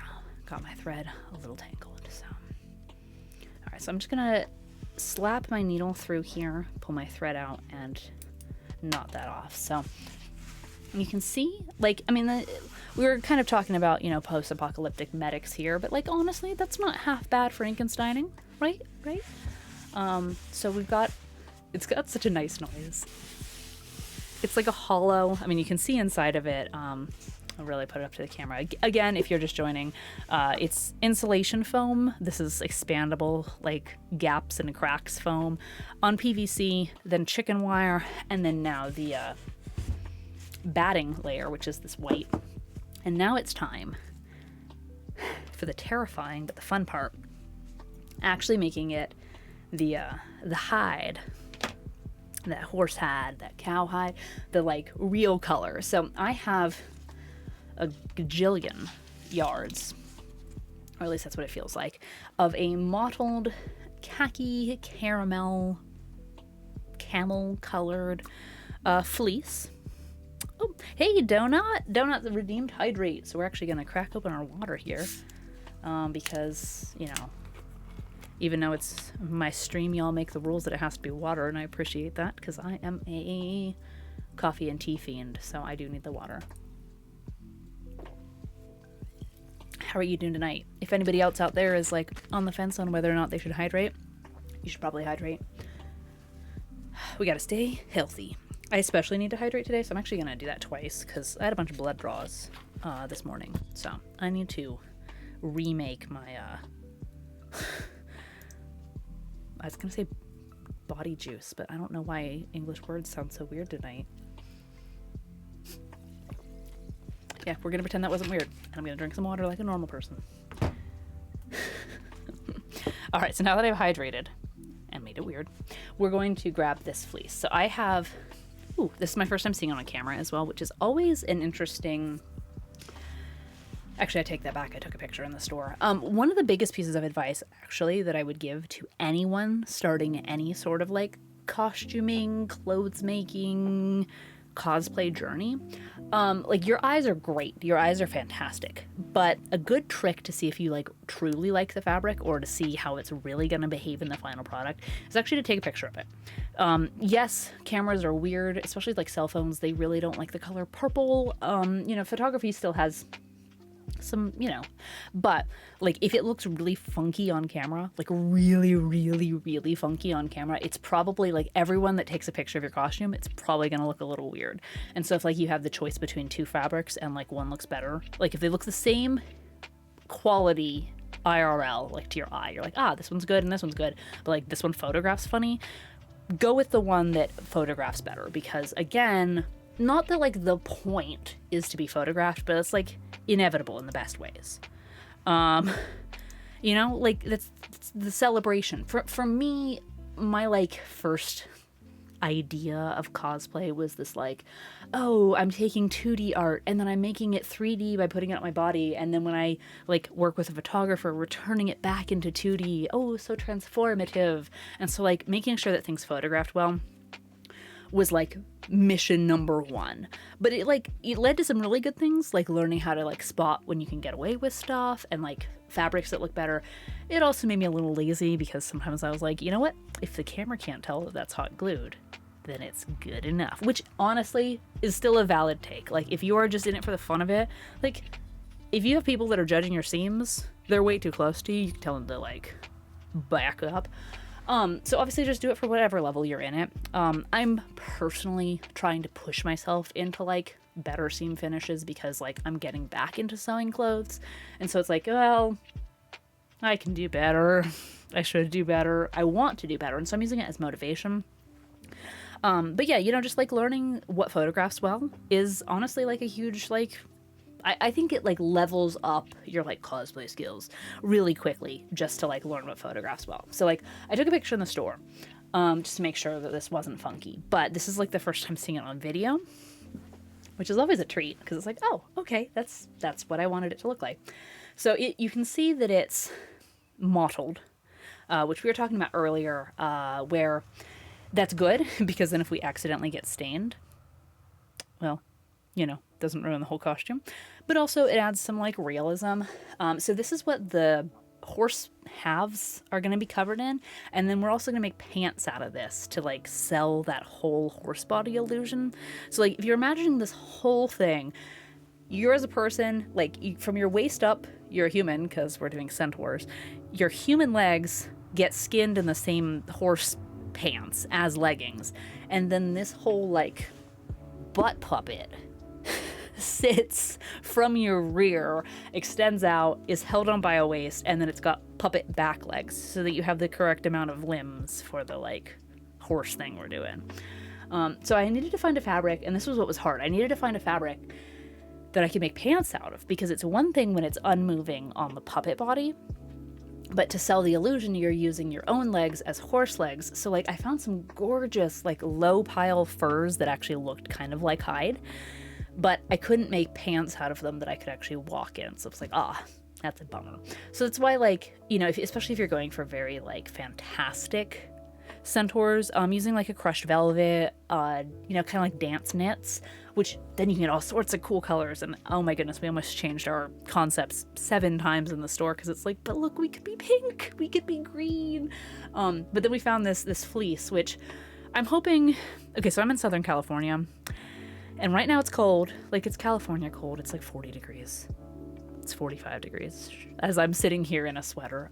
You get used to it. Like, you know, you get used to your surroundings. So, but in the summer, we swing to like 120 Fahrenheit. So like it's hot. And so yes, comparatively 45 is cold. So it's California cold, but you know, let me have my cold. I'm hoping that in April, wherein Ren Fair is, that we can handle fleece pants. It's going to be a toss up because April's weird. Hopefully it's about 70. We'll wear these, you know, like responsibly, but you know, honestly, any of the fabrics, like I think, you know, regardless of skill, I think you've made it as a sewist, as a seamstress, as a sewer. When you have a fabric that you've decided is your arch nemesis, that's when you know you've made it. For me, it's crushed velvet. Honestly, I see people work with it all the time and they make beautiful things. I don't like it, for me. And so, like, when it was one of the recommended fabrics for this, I was like, of course it is. Of course it is. My nemesis, of course. We meet again. Because being overly dramatic is part of this too. So I didn't want to do crushed velvet, even though it looked fine. It looked great on all the other people's projects. I'm just weird, and you have to, like, you know, have a vendetta against an inanimate object that did absolutely nothing wrong to you, to be an artist. It's part of it. It's a package deal. So I'm hoping that, honestly, it's about the same difference heat-wise, wearing fleece as it is to wearing crushed velvet. It's gonna be hot, and we're just gonna have to deal. Which in some ways, like, I know I'm stubborn. Like, if any of you know me, you know that I'm stubborn. So in some ways, it's better to have Little Sprout with me because, like, mama mode, like, overrides, like, stubborn. It overrides anxiety. It overrides stubborn. So it's like, I would probably push myself to wear this costume all day long and probably get over hot and then be miserable. But, like, I'm not going to let Little Sprout do that. So it's like, by looking out for her in the same costume, I probably end up taking better care of myself, which is weird how that like works out. But yeah, there was a Tumblr post that went around, I don't know, probably 10 years ago, that talked about the like mom drive override, where it's like, I don't want to ask for ketchup, but if my friend wants ketchup and they're too scared to get ketchup, I'll go ask for ketchup because I'd rather be awkward and like anxious about myself to like protect my friend than like, you know, like their uncomfortableness can't be stood full. I have to like override my anxiety to provide them ketchup. So it's the mom drive override. That's just like one of those things that you like see a meme 10 years ago and you're like, cool, now I know how to define my life forever. It's the mom override. So that obviously like 10 years ago is very much pre-kid for me, but it's just stuck with me. And so like anytime that like I have to actually like mom for real, I'm like, mom drive override.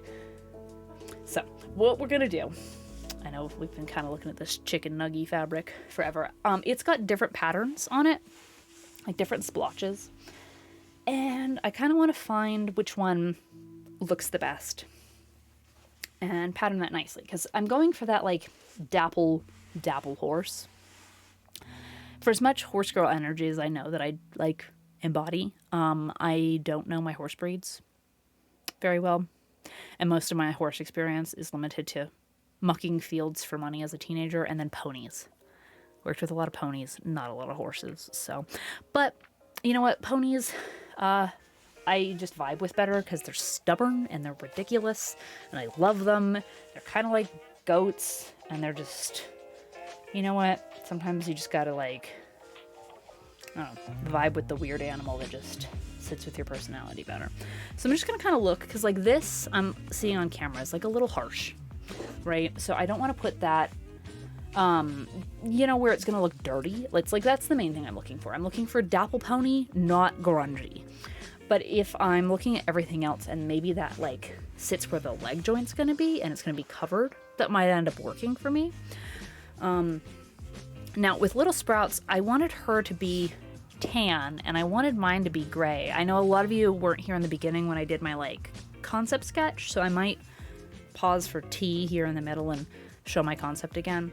But long story short, she's going to be kind of spring themed. So lots of pink botanicals, lots of cherry blossoms, very dainty like morning dew. And my Centaur is going to be more themed as the like the last vestiges of winter, that frost that comes before the spring. So I'm kind of like her weathered protector. I come before the spring. So I'm not like heavily armored or anything, more just a little world worn, a little bit frosted, a little bit more subdued. So like to try and encapsulate that, I did try to dye my fabric. I have this exact same fleece, but yeah, I'm not good at dyeing textiles. You know, like you have to have a weakness, and apparently that's just mine. I cannot roll anything decent when it comes to fabric dyeing, which is just interesting. So we'll have to see. I might have to bust out like the airbrush or just some like watered down acrylic paint because I want to be grayer. Part of it is me like embracing my grays. It's like Little Sprout and I have the same color hair. Obviously I have the grays and she doesn't. So like my thought was if I like both of us are going to have like floral accessories on our heads, and I want to like do some braids coming down from that, and then like our tails. Let me just, you know what, let me bring up the concept art because I'm going to talk for a second. I know how to use my program. Okay. Boop.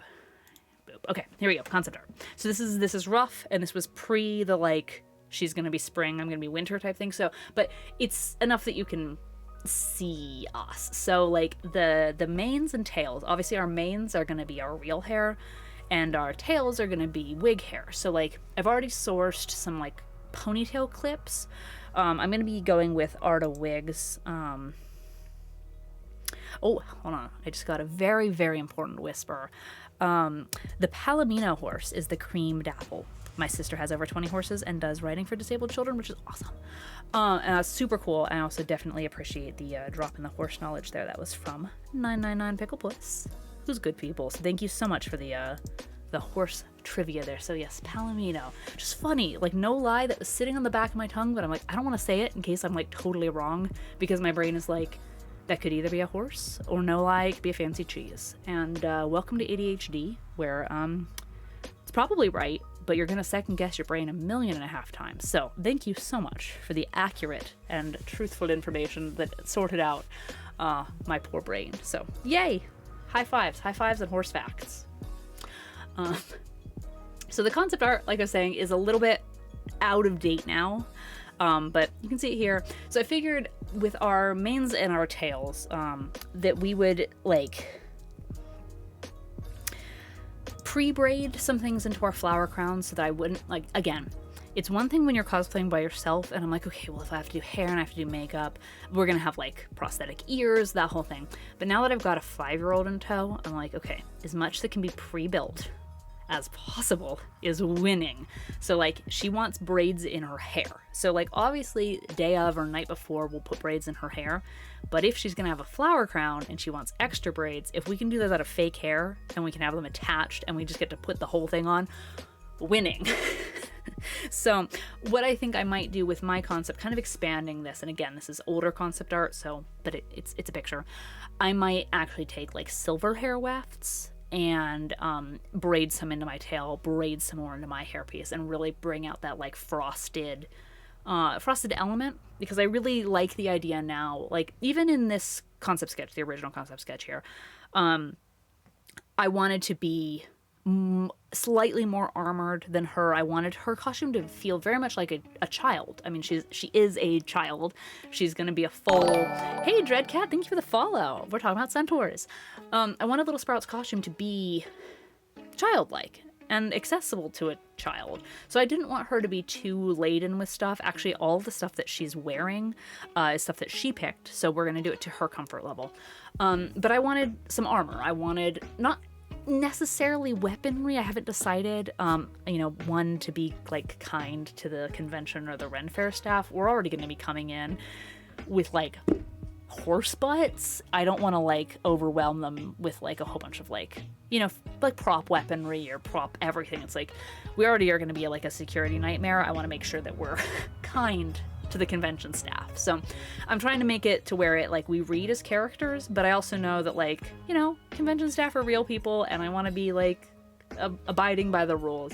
So like I figured maybe like some leather armor, small weapons if anything, but more of that like just that protective strength that comes from a slightly more stoic character, whereas hers was very unbridled, horse pun intended, and very free, and very, very, very, very childlike. And so like when hers really kind of embodied that spring concept, which now I can't wait to do an updated concept art, because this is great, but now it's outdated and I just want to draw, you know, then me being like, you know, the winter breeze and her being the spring bloom. It's like, things just work out, which honestly I think is like, obviously there's fun with creativity within limits.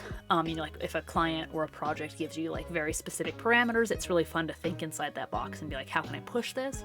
But it's also just as much fun, I think, for me to be like, okay, your centaurs, you got your bases covered, now let the characters evolve organically. And it felt very much like a Dungeons and Dragons session where it was like, okay, we're centaurs, cool, well, what class are you? You know, like, okay, maybe I'm a ranger, maybe, you know, like, I normally play bard, so it was really hard for me not to be a bard. But, okay, and this was one of those, like, real-world things. I was reading the rules for our local Ren Fair, and musical instruments are not allowed. They had a problem with like busking, which I totally get. You've already got your paid performers, your scheduled performers. You do not need a bunch of lunatics with lutes coming in. So I respect that. But then it was like, okay, well, if I can't have instruments, then I don't want to be a bard. So it's like, ooh, what class could I be? And we were talking earlier about how like the Little Sprout is getting into D&D. We've done Tales of Equestria, which is the My Little Pony D&D, which just feels like the perfect precursor for all of this. Like I said, we're just totally just bringing horse girl energy to this now. This is life. But she got really into the kind of the dryad idea, and that's where, like, you know, you've got your mythology, you've got your Dungeons and Dragons, you've got your LARPing, you've got your Ren Fair, and there's a Venn diagram where they all kind of meet. And it's not like these have to be D&D characters. Honestly, I'm just excited that they finally added centaurs as a playable character option. Those are words. So I was thinking about it in those terms, because again, you know, if that's how your brain works, that's how your brain works. My brain works in D&D. But yeah, so she really liked the idea of, you know, just being able to bring forth life and make the flowers. And honestly, like, just looking at her like real world interests, She loves to garden with me. She loves flowers. We just got our like seed catalog so we could pick out like seeds for the year. And I swear she spent more time picking out seeds than she did like Christmas presents. Like I gave her some post-it flags. Like my entire seed catalog is just post-it flags. And I was like, oh, you picked out a few, didn't ya?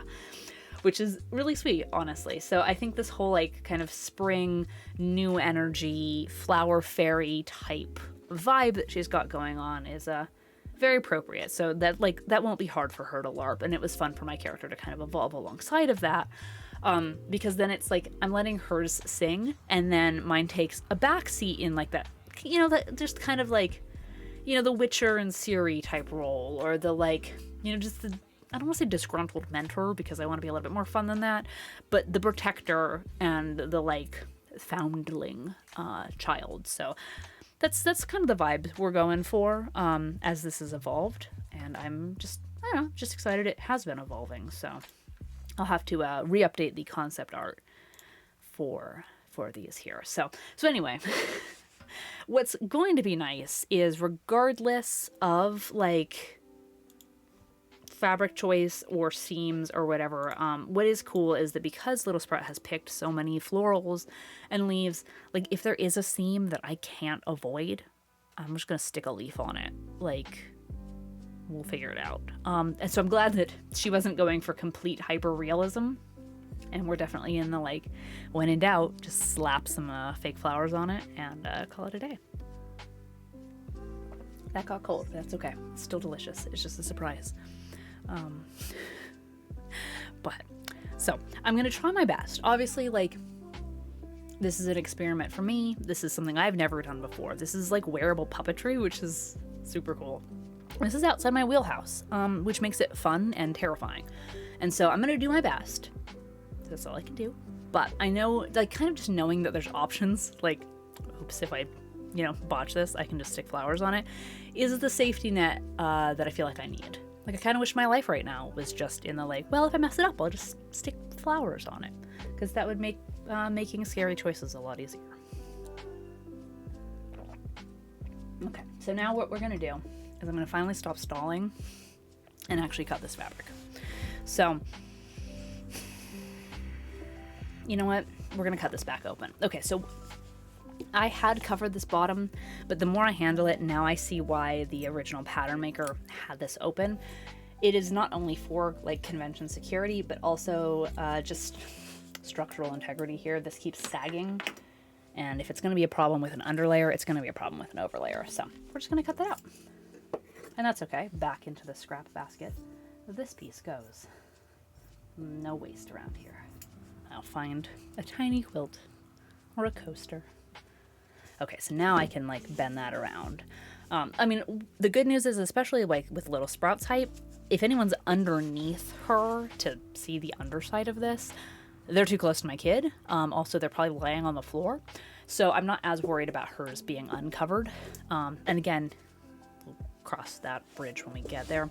I might make a detachable flap if I find that like when we do a test fit that it's awkward. But honestly, like even on an adult size, when the pattern developer Ginny D was making these, like no matter what angle she stood at, you didn't see up and under her, like, I was gonna say carcass, that is not the right word. Horse butt. Not really a word for that either. Any Dungeons and Dragons or fantasy anatomical experts, can you tell me what the like horse back is called? So what we're gonna do is really just finally lay this out. I thought I had picked a nice piece, but now everything I'm second guessing. Like, I might actually keep hers in the lighter range and save some of the darker parts for me. Honestly, I got plenty of this fabric, which is nice. It's nice to know that I can, you know, like in a lot of ways it's like fussy cutting, which if you haven't heard that term before, it's when you like very specifically cut your piece of fabric so that you get the most of your motif. Like say you're working with a piece of fabric with geese on it, you wouldn't want to cut a 2-inch random square and not get any geese on it because you paid for geese fabric. Get your geese. And so like fussy cutting is when you very specifically lay out and cut your fabric. These get heavy. Lay out and cut your fabric so that you get the motif on it that you so desired. So I'm going to be fussy cutting this to get the spots that I want in the places that I want. And it's not disregarding fabric economy, because like you want to not cut out of the middle of your piece of fabric. But like if I have a little bit of wastage to the side to get a whole better picture, it's better than like just being so economical and laying it out and then hating what the project looks like just to save, I don't know, 3 inches of fabric. So, you know, there's a balance. There's a balance. Okay. I'm not saying I've been putting this off because I'm scared to lop into my fabric, but, you know, there's part of that. Okay. So I've just kind of got this folded up burrito style. Very scientific. One chicken nugget burrito looking thing. And I'm just kind of eyeballing.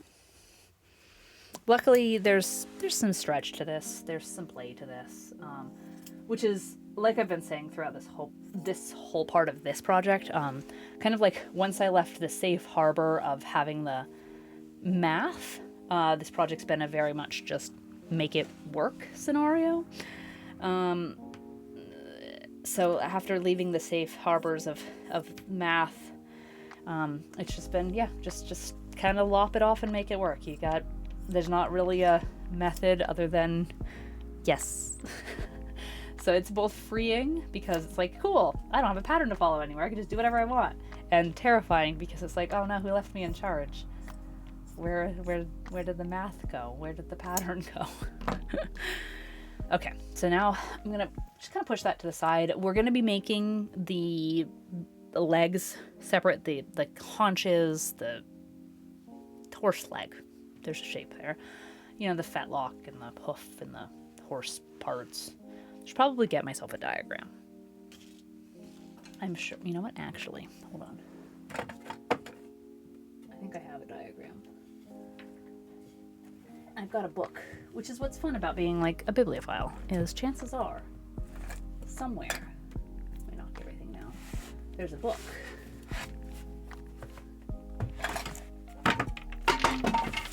Cool. Nobody saw that. Hey. There we go. Parts of a horse. I knew I had a book. It's been right behind me this whole time. Okay. Parts of a horse. So right now we're working on the barrel. We're working on the barrel and the flank and the loin and the hip. So this is what we're building today. Right now it's just this kind of ham-shaped bit, and then the legs will be detachable puppets, which is what makes this really cool. So separately we're gonna have the there's not a point pointing to that. I guess, yeah, the hip, the fetlock, the leg, the horse leg. I wonder if in here it has what the skin is called. I love books like this. This one happens to be Farm Anatomy, The Curious Parts and Pieces of Country Life by Julia Rothman. But mostly just books where it's like, here's a diagram of things, and they're numbered and labeled, and that just makes me very happy. Okay, so the gaskin and the fetlock joint. So anyway, we're working on the barrel now that we've learned something. Welcome to Catherine Everything, where apparently we've turned into, you know, your local chapter of 4-H. Now we're going to learn some stuff, so pay attention, there'll be a test. Just kidding.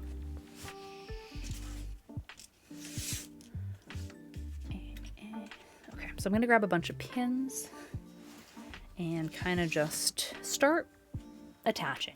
I'm trying to make the most of the seams be on the underside, the undercarriage. It's not a horse part, so that nobody sees them. If I can make it to where there's just one seam right down the bottom of the barrel, then it's going to feel as organic as possible, because there won't be any visible seams anywhere else, which means we'll have done our job. Now, like, why are we lumpy? We're fine. It's fine. Cover it with a leaf. Now, obviously, you know, we're going to have some, you know, kind of pin tucks and darts, because we're not covering a magical 2D surface. It is really like wrapping a ham especially around the butt part here where the tail attaches, this is where it gets funky. Now, I do know that the leg is going to attach here. So, like, if I had to have a seam, I would put it in the, like... Okay, so this is there is a PVC part here that there's going to be a threaded rod through that the puppet leg gets attached to. So I can kind of make a circle here. So, like, the leg is going to be here, the chunky, meaty hawk. So, like, if I needed to put a dart, hiding it behind the leg would actually be, like, big brain strategic. So I might, like, wrap the bottom here and then bring my fabric down so that, like, if I had to have any of these tucks, now we'll get these as neat as possible, but they're hidden. So we don't have, like... perfectly clean, smooth, and then like a seam down the middle. Now we will have the tail, so like there's a lot of strategy and just like knowing where to hide things. So actually I might not be as worried about that because I forgot that we have the tail as well, to kind of help us just, you know, just hide things. So I might bring that center. So, and then also just bringing any of the them down underneath, again, between the leg and the tail situation. We want it, like, the top is what people are going to see, especially on a kid when they're going to be looking down. Like, most adults are going to be looking down on this. I want this top to be as clean and smooth as possible. So there's our whole thing. This is the belt. There we go. Situation. So that's all going to be wrapped around nice and clean. I've got some beautiful fur to put around. You know, like how some horses have like fuzzy hoofs? Well, that was another point of strategy written in Janidi's book, was to use fake fur around your hoof joint, because then the puppetry works better because you can just kind of make like a fur cover and then have like a dangly hoof instead of having to worry about like structure and bends and, again, fabric folds. And then if you look at a lot of illustrations of like fantasy centaurs, there's like two schools of thought. There's the horsehide blends seamlessly into the human skin, or there's what I lovingly like to call horse pants, where it looks like there's a human half and then there's like a line of fur or, you know, thicker muscle, or, you know, even like decorative clothing and stuff where there's a very distinct delineation between human and centaur. And I like the fur because I like fuzzy horse hooves. Like I said, you know, I have a lot of experience with ponies and they tend to be on the fuzzy side. So just affinity for the foot fuzz there. But I found some really lovely fake fur, you know, just like a fabric that's like a low pile, but it felt like it wouldn't get ratty, which is something I've noticed with some of the fake furs that have too long of a pile. Again, pile is how long your fibers are. So like short pile, long pile. I didn't want it to get grubby. Again, I know we're going to wear these outside. I know I have a kid. There's going to be grass. There's going to be dirt. I didn't want like a long pile fiber that I'd have to pick like stickers out of because, you know, tumbleweeds. So picking a shorter pile fur was high on my strategy list. But also, I think sometimes too, just visually, the really long stuff can read as really fakey. And again, we're trying to sell this illusion. Like the whole point of these is just like illusion. So I'm excited about that. My mom was helping me wash everything the other day, so there's like yards of fur and hide in the laundry room, which always makes for kind of exciting. Just like, whoa, what are you guys up to? You know, just household appearance. But okay, so we're gonna look at this, but it's always fun. It's always fun when there's like a big build going on, because it's like, what are you doing? So like, again, we're wrapping a ham is seriously the best way I can describe what this feels like. So I've got an inevitable, pleat isn't the right word. Dart is the right word. So like, and again, when you're doing like costuming or tailoring, clothes making, like you're adapting 2D to the 3D form. And so there's hills and valleys, concavities, convexities. So like darts, the best I can think example is like if you're making a shirt for a human with breasts, like you, instead of it just like coming down and then hanging, you can like fold the fabric so that it makes a dart, which makes it fitted and just, you know, like structure. So I'm kind of got that same thing going on here at the like butt end of this. And so I'm really just trying to figure out, and this is what's giving my brain a hard time, where to put that dart so that it doesn't show. So, like if I just do that, you know, I might just have to live with it. Coming from the top, you don't see it that well. And then from the side, you see it until I sew it. But we will have the leg and we will have the tail. I think that'll be okay. So let's get some of this fabric, this extra fabric out of the way.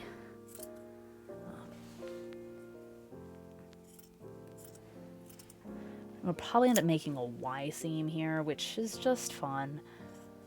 Obviously a Y seam is where you've got a seam and like two other seams that come down. Well, it makes a Y. Randobot says, I'm back. Did I miss anything wacky? We are just continuing to cover our ham hock. Oh, we pulled out a textbook. We learned some horse facts. So you missed out on some horse facts, but chances are we'll get back to our great big book of everything because I can't deny learning. But yeah, we're on to the skin now, which is fun. So this is going to be the final color of Little Sprout's horse half. And so again, this is what we'll be making the pants out of. I gotta grab some more pins, which will be fun too. So then like her little feet are gonna be like this color for the pants, and then they'll have like fur on the little like hoof bits, and she'll have little hoof shoes, which is fun. Pick up everything that I dropped earlier.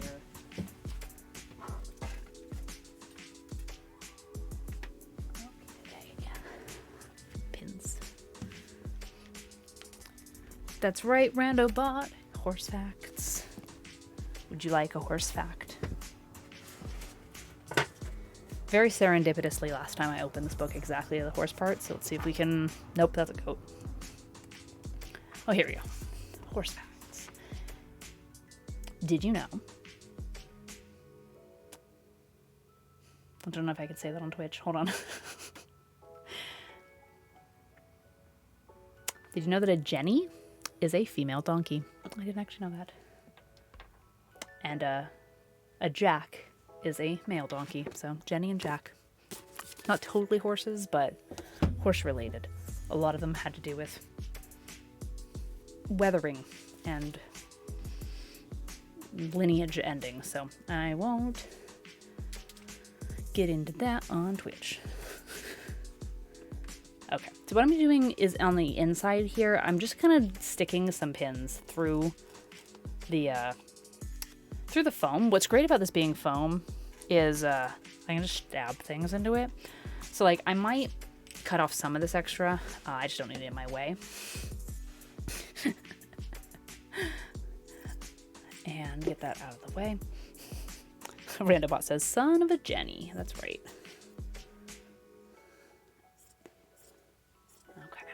Get that out of my way.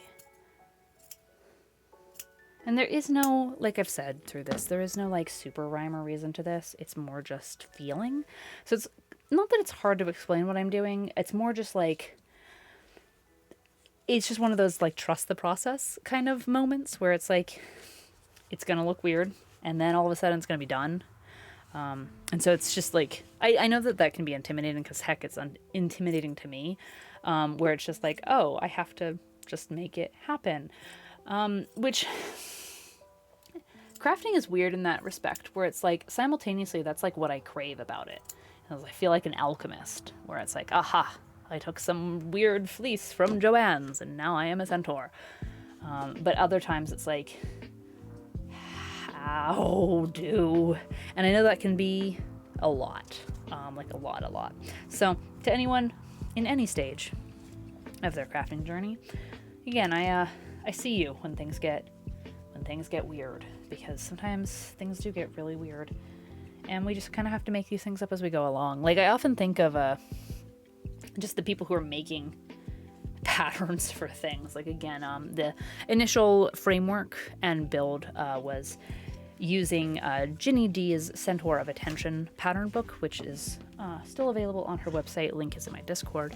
But like, you know, how does one even like develop a pattern that then they feel like magically confident enough to share to the world and they're not there with it?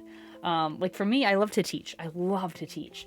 And that's one of the cool things about like Twitch and, you know, in a classroom in general, is it's like I feel like I can be there and I can be like, oh, like this, like ooh, and like flip things open and closed. But like writing in a book is very difficult because you're not there anymore. And actually that was like, not to get completely off topic, but to absolutely get completely off topic, that was one of the things that was like completely eye-opening, and also like one of my biggest hurdles. I have a series of children's books that I have self-published, written, illustrated, all by myself, which is fun.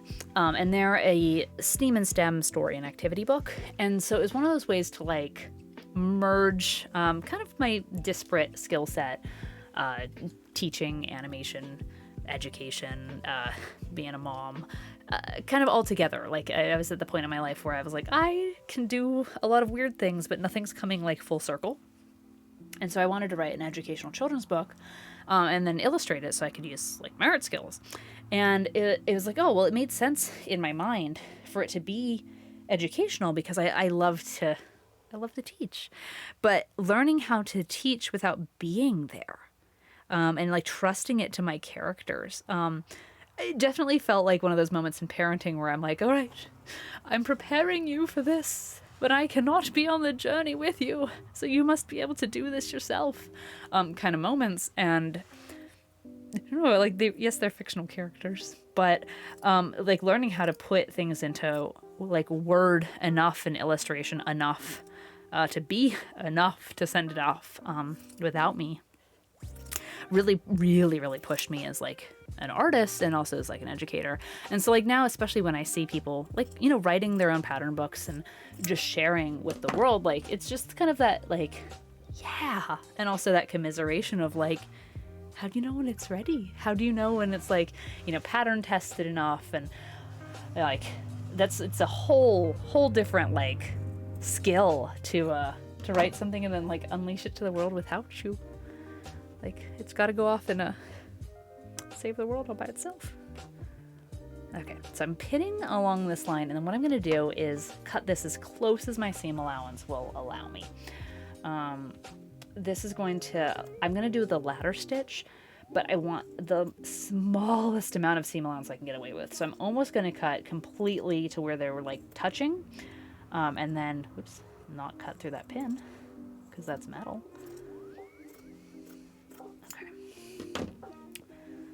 I just want just enough overlap. So this is going to get weird and fiddly for a bit, but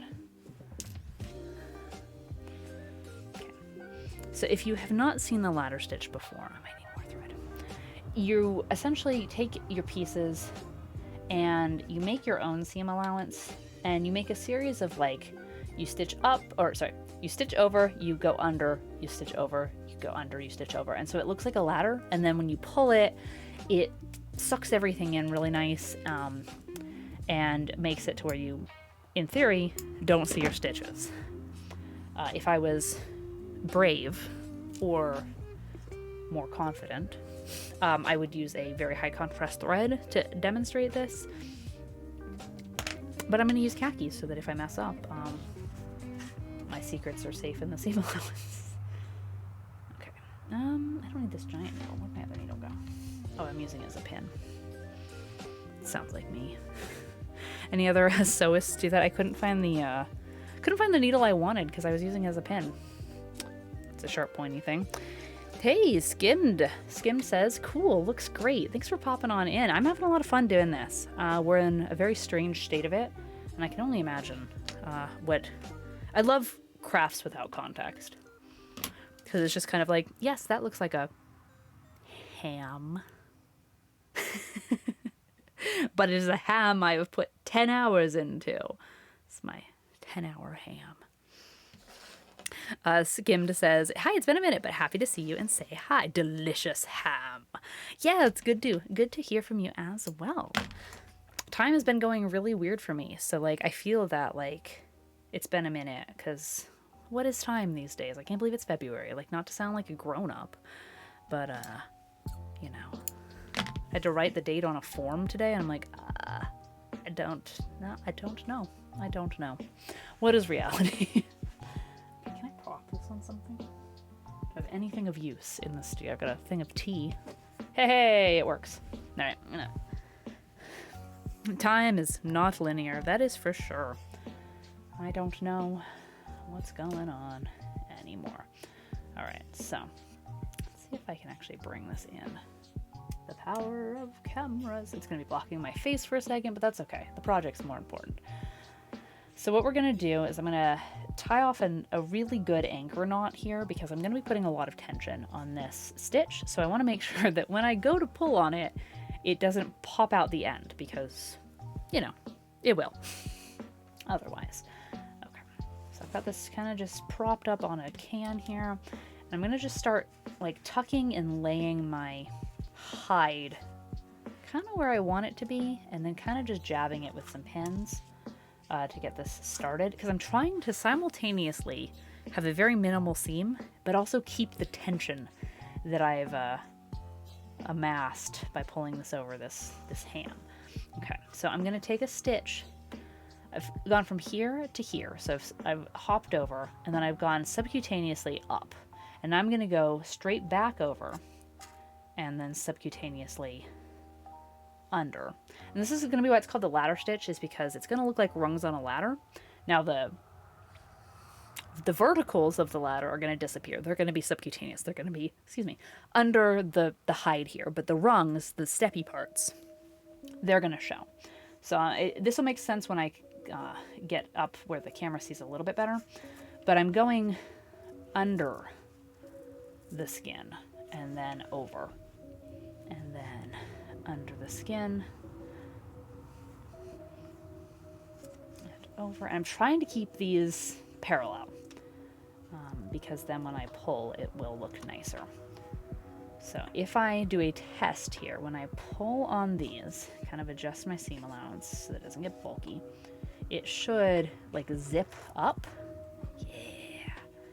Now I need to take smaller stitches is what I'm seeing here. So I'm just troubleshooting here in the beginnings because it's important. But you can see that that's a pretty minimal seam. Like all things considered, that's a pretty minimal seam. Skimmed says, so satisfying. Oh yes, I love ladder stitching. If you've got like a stuffed animal, like a buddy that like needs a seam fix, this is the same stitch they do at Build-A-Bear.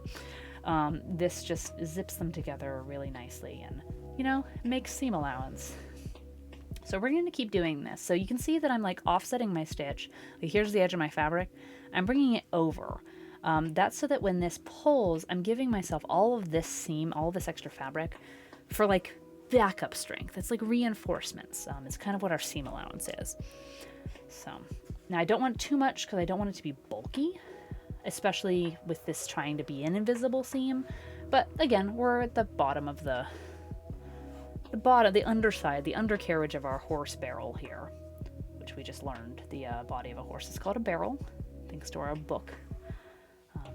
So now when we kind of adjust our seam allowance again, this should zip on up. Yeah, look at that.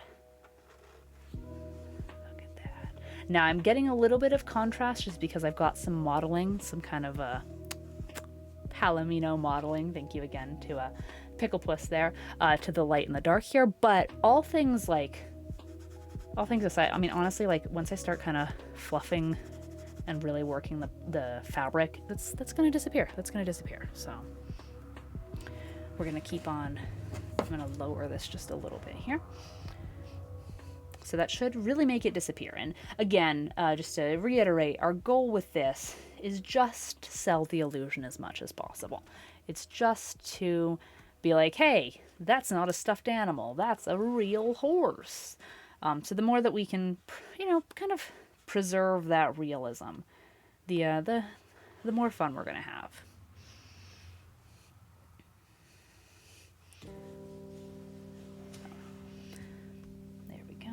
take out our pins because they're not in the way now. And I'm just going to occasionally just kind of tug and smooth. Again, we are just kind of making this pattern piece up as we go along. So like as I'm feeling it here along this ridge, I'm seeing that there's maybe a little bit too much seam allowance. So, you know, make some snips, kind of see where we go from here. Because I don't want too much bulk, because anything I fold over and fold into that seam allowance it's going to stay with us. So we don't want to be haunted by any extra there. And I want my stitches as like close to the horse meat as possible. I get to choke on my awkwardness. So.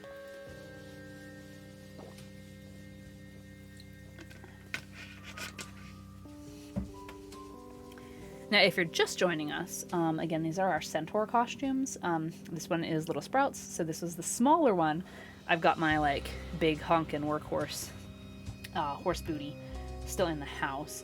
But these are PVC pipe, chicken wire, and expanding foam that we've now been upholstering with quilt batting, and now this mottled hide here, which we are using a polar fleece. So like if you've ever made one of those tie blankets or like a beanie or you know, anything like that, that's kind of what this would feel like. So it's nice and soft. It's got a hide feeling to it. It's good stuff. Randobot says, you gave a horse fact. Now would you like a space fact? I would love a space fact. Not to like jump the gun, but has everyone heard about the International Space Station? That they're going to be taking it down. I've heard that it's going to be decommissioned soon and they'll crash into the ocean. That just kind of feels like the end of an era. But time and humans march on. Okay. So again, the neater I am with my stitches, the neater this is, but also like we can fudge it a little bit. That's kind of the best part about making this up is, you know, just a little smoothing, a little buffing, and a lot of this will, you know, come on out. So, but like even, I mean, all the way down here, like you can really see that, you know, it kind of disappears. It's a pretty clean seam, all things considered. Again, for upholstering a ham.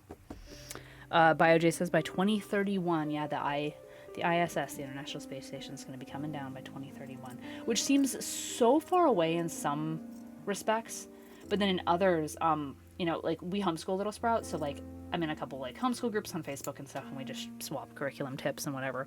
But people were talking, and they were like, hey, if you have a first grader and they do a time capsule on 2/2/22, they'll be in their senior year, and in March on the 3rd, they can dig it up at 3/3/33. And I'm like, 2033? Like, what is that? It doesn't seem like real time. Like, obviously I know that, you know, dates are gonna continue to progress in the fashion that they have continued to progress. But, also, wow. 30 or 2033, not 3033. We're not skipping that much time. 3333. So just gonna keep taking horse stitches. Now I love the ladder stitch. If you spent any amount of time here when I've been sewing, I use this for everything, just because it does disappear, and it's just so dang satisfying. Here I am kind of controlling the way that the seam allowance lays, just because we're looking for flat. But normally you can just kind of pull and like let it do its glorious zippy uppy thing. So, but it's nice because you can have some control with it, and you can just kind of let it freeform, whatever you need it to do. It's an adaptable stitch.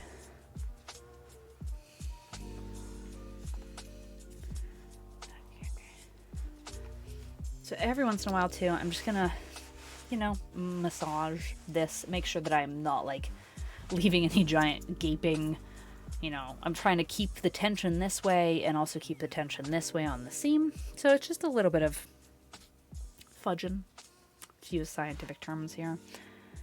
Just kind of some touchy-feely, make it work.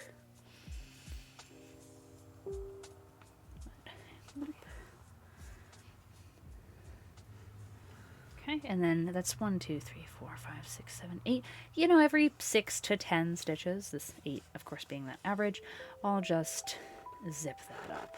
Now, we are going to get some high contrast here just because of the modeling on the fabric, but all things considered, it's gone really well on disguising that seam. Like, you can see how smooth that lay is.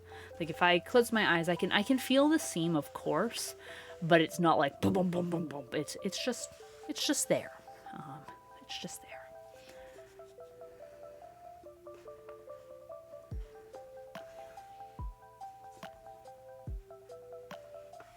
There we go. So we're almost to the top, which is nice because that's one vertices of the I don't know, almost done.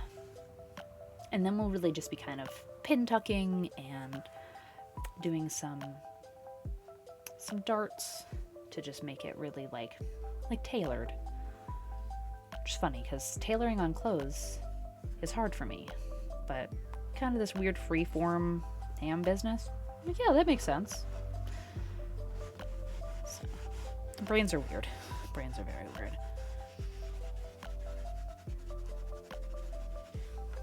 All right, so space fact time. Randobot says, if the universe were infinitely big and static or infinitely old, then every point in the sky would be white with stars, because if the universe was infinitely big or infinitely old, it would have had time to reach us and light up the sky. It's called Ullberg's paradox, and is one of the first ways we knew that the universe had a start. That is really interesting, actually, because, yeah, like, if everything just was static, it would just be so much light. Like, I wonder if that would be blindingly terrifying or, like, overwhelmingly beautiful. Probably the first. Space is scary in, like, the best ways. Just like the ocean is scary. You know, the undiscoverable and the, like, far reaches of science are scary in a good way. But that's cool, too, to just, like, think of the things that we kind of just know and wonder, like, who was the first, or when was the first, or what was the first thing that kind of made us just go, wait a second, how can this be if? It's really, really cool. So thank you for sharing that. Thank you, Randobot, for your space fact. Ow. You're going to learn how to upholster, you're going to learn some horse facts, and then by the grace of our community, you're going to learn other things. Okay, I'm going to turn this around so I can see. Clunk. So this is getting, it's interesting because sometimes this feels really heavy and I worry for Little Sprout, and other times I pick it up and it's like, nah, that's like a backpack. So obviously we'll be careful at, like, you know, conventions and Ren fairs for, like, the amount of time we wear them, just because we gotta stay safe and stay comfortable. So let's see, now we've done that whole, like, so really, like, you can only really tell because of the, like, splotch here. So BioJ says it would be your, quote, normal, and so it would be exactly as boring as the current night sky is to you. For your own personal definition of boring, they go on to describe, which is an interesting phenomenon too, because it's easy to, like, to say, like, oh, what if it was like this, and then it would be like, well, it would just be like that. You know, there are, if you believe in parallel universes and stuff, there could be ones where, like, oh, whoa, can you imagine if, like, you could just see the Milky Way and maybe a handful of constellations each night? And it's, like, our normal. But, you know, it might not be for someone else. So, yes, for your own personal definition of boring. Indeed.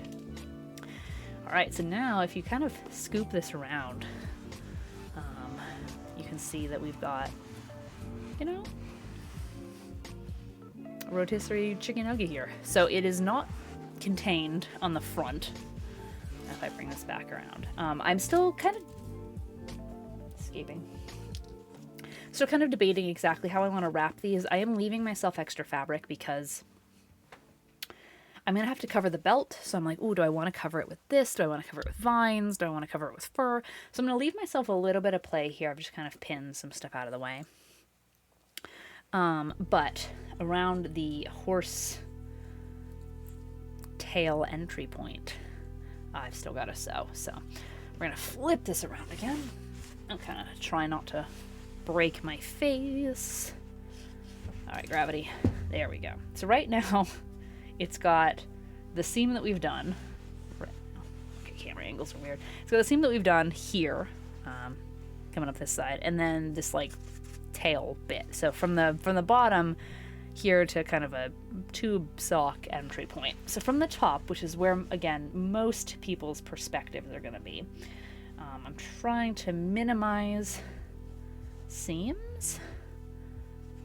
So I also know we're going to have the tail, so that can hide a lot.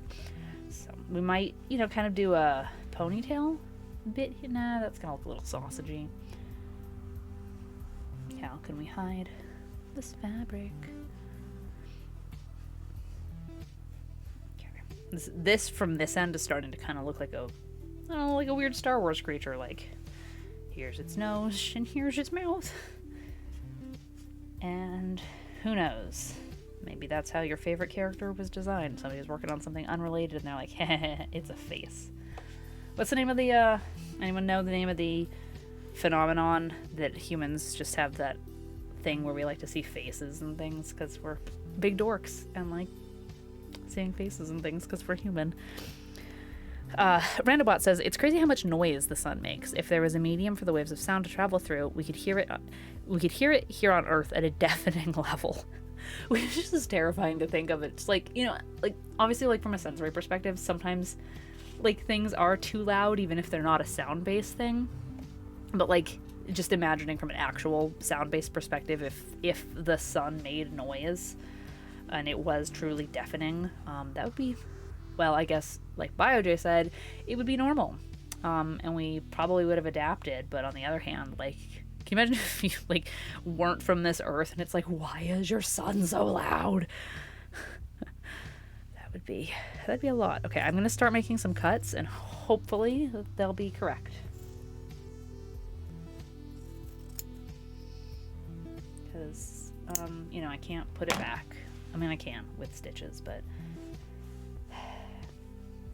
yeah. So I'm going for the envelope approach because it truly, let me turn this around, looks like an envelope. Also like a Star Wars creature, kind of like meh, meh, meh. But hopefully by the time I trim this out and get an appropriate amount of seam allowance go in and get it all worked out, it won't look so envelope-y. It'll just be okay.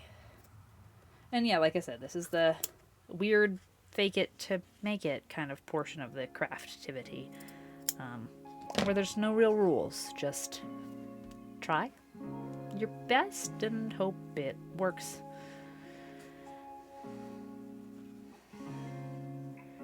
Yeah, I'm thinking right here. And again, we're going to utilize the fact that this is a foam base and pin directly into that. I'm also stretching this a little bit, which is like weird because normally you don't want to stretch your fabric. But upholstery says, who needs rules? Again, this is not going to move, so it's not like I have to worry about like tension. Like if this was a plush animal or something, I wouldn't want to stretch too much and then have somebody squeeze it here and like have it pull at the seams, but it's solid. So it's a lot more forgiving, and I can stretch it. So we're gonna break some rules.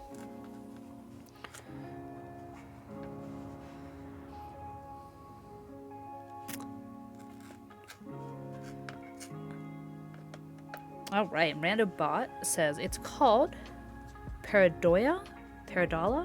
I could see that being pronounced in two very different ways, so pick one and pretend I said the right one.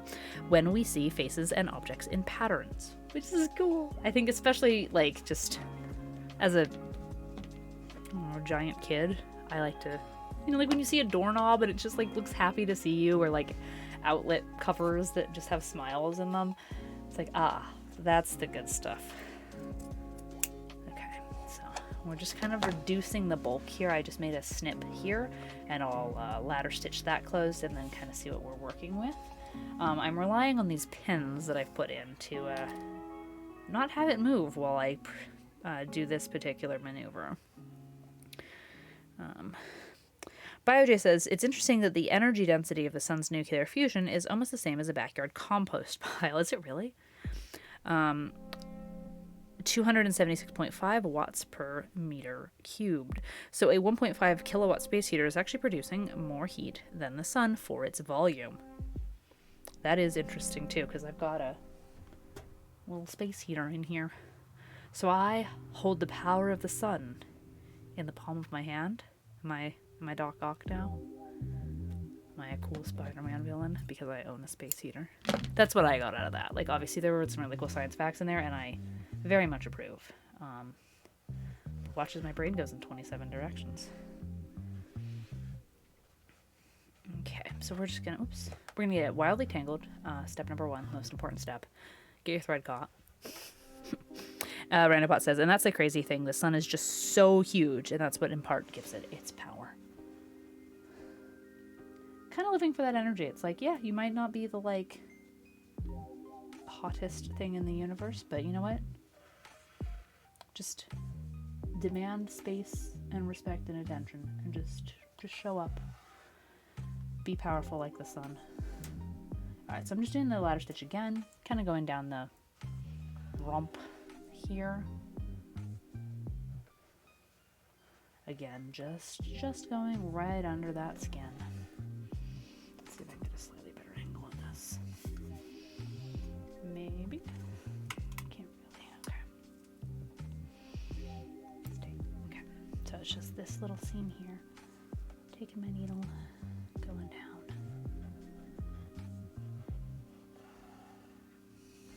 And then when I pull that, it'll smooth.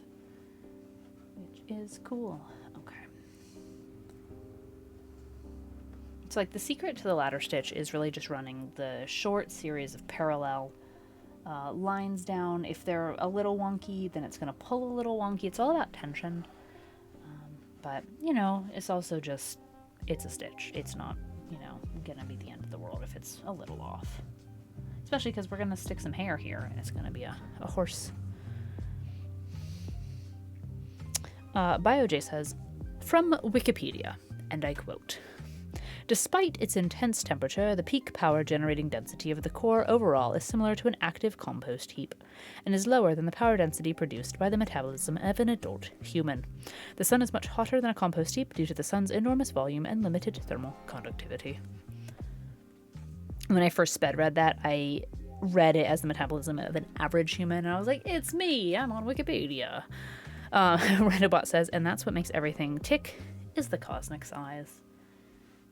Infinite cosmic power. Itty bitty living space. Alrighty. So I'm just forcing my finger here just kind of right below the layer of skin so that I can get that needle exactly where I want. I've got quite a few folds going on right here. I'm just kind of like making a new piece of fabric by making the seam, and then I'm going to make some more cuts under here. So just one cut at a time, partially so I don't forget what I was doing and just end up with like some weird kirigami, but also just, you know, give my brain that benefit of the doubt that I could think something through. So alright, so I'm going to loose these pins and bring this up. You can kind of see this new piece that I've made. I am going to shore it off. There, very scientific. I actually really like the sound the needle makes when it goes into the foam. Now it's not doing it. There.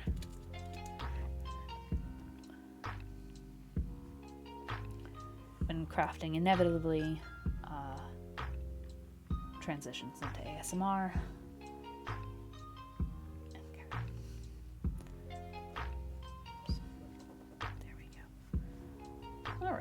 So that's the ladder stitch. Now obviously if you pull too tight, you're going to get bunchies. So you want to pull just the right amount, and I'm going to undo that. Just kind of wiggle it, just kind of massage it. And then we'll put this all back.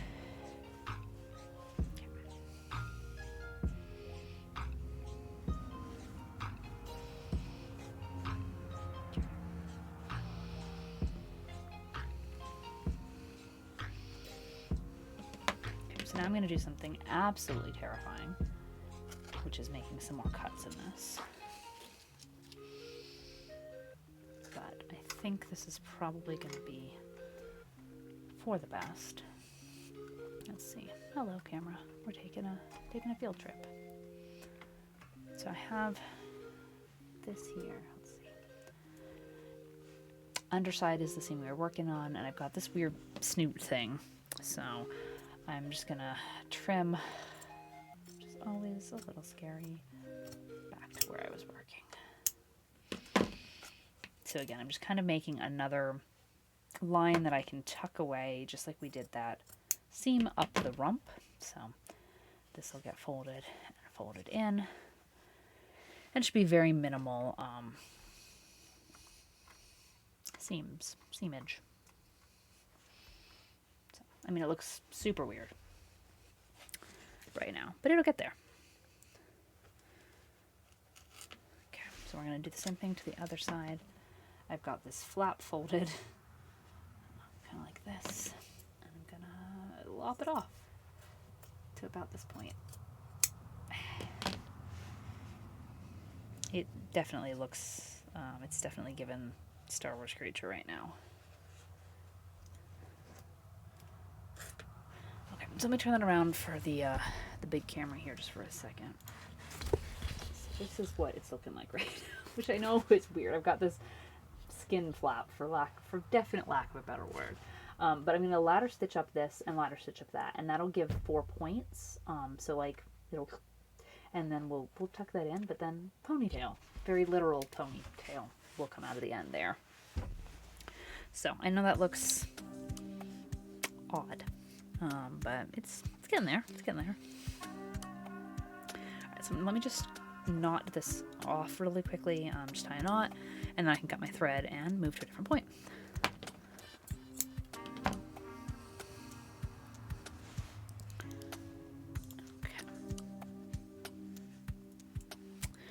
In chat, BioJ says, and at the sea level at the equator, under ideal illumination, the Earth receives about 1,000 watts per meter squared from the sun. With current solar panel technology, we can capture about 20% of it and turn it into usable energy. Yeah. Which is cool. I think that's one thing that I don't know enough about is the actual capacity of, like, commercial and residential solar panel limitations. I'm also spoiled because, like, in Southern California, it's just sunny, and so solar just works. Even at 20%, it just is enough. So, alright, putting in some stitches. Randobot says, okay, another space fact. There are superstructures in space of galaxy systems. To help illustrate their size, if the Earth were at one end and another planet at the other end with a perfect telescope pointed at us, they would still be seeing dinosaurs. Which is wild. Especially, like, dinosaur time gets really funky, too. Like, the whole, like, there was more time between, like, a Stegosaurus and a T-Rex than there was between, like, the T-Rex and man, or at least Cleopatra. And I'm totally probably butchering that science fact, so please, if you do know the correct fact, let me know. But just, illustrative of the fact that time is so, like, even when we understand it, it's still so, like, beyond just the normal day-to-day grasp of, like, wait, what? Okay, again, let me see if I turn this and prop it up. There, smiley ham thing. Now you can see my ladder stitch.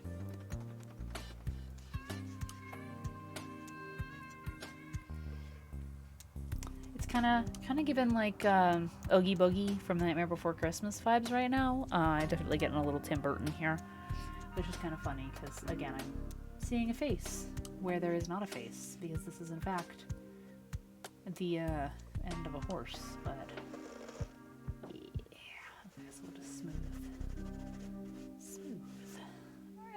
Alright, not too shabby.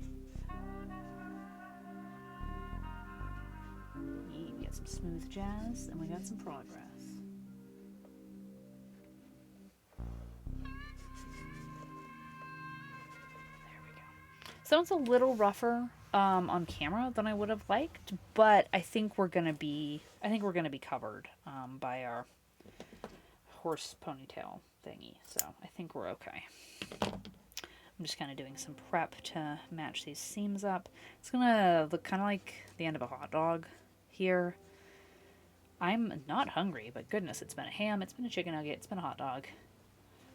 I'm just jamming pins in. It's been a thing. And you know what? I probably lied. I'm kind of always want a snack, so maybe I am hungry. Okay. So yeah, you can kind of see a hot dog, and which is, you mean, you're taking an extruded tube and you're bringing it to a smaller circumference. I mean, like, in the best way, that's just kind of what these things are going to look like. But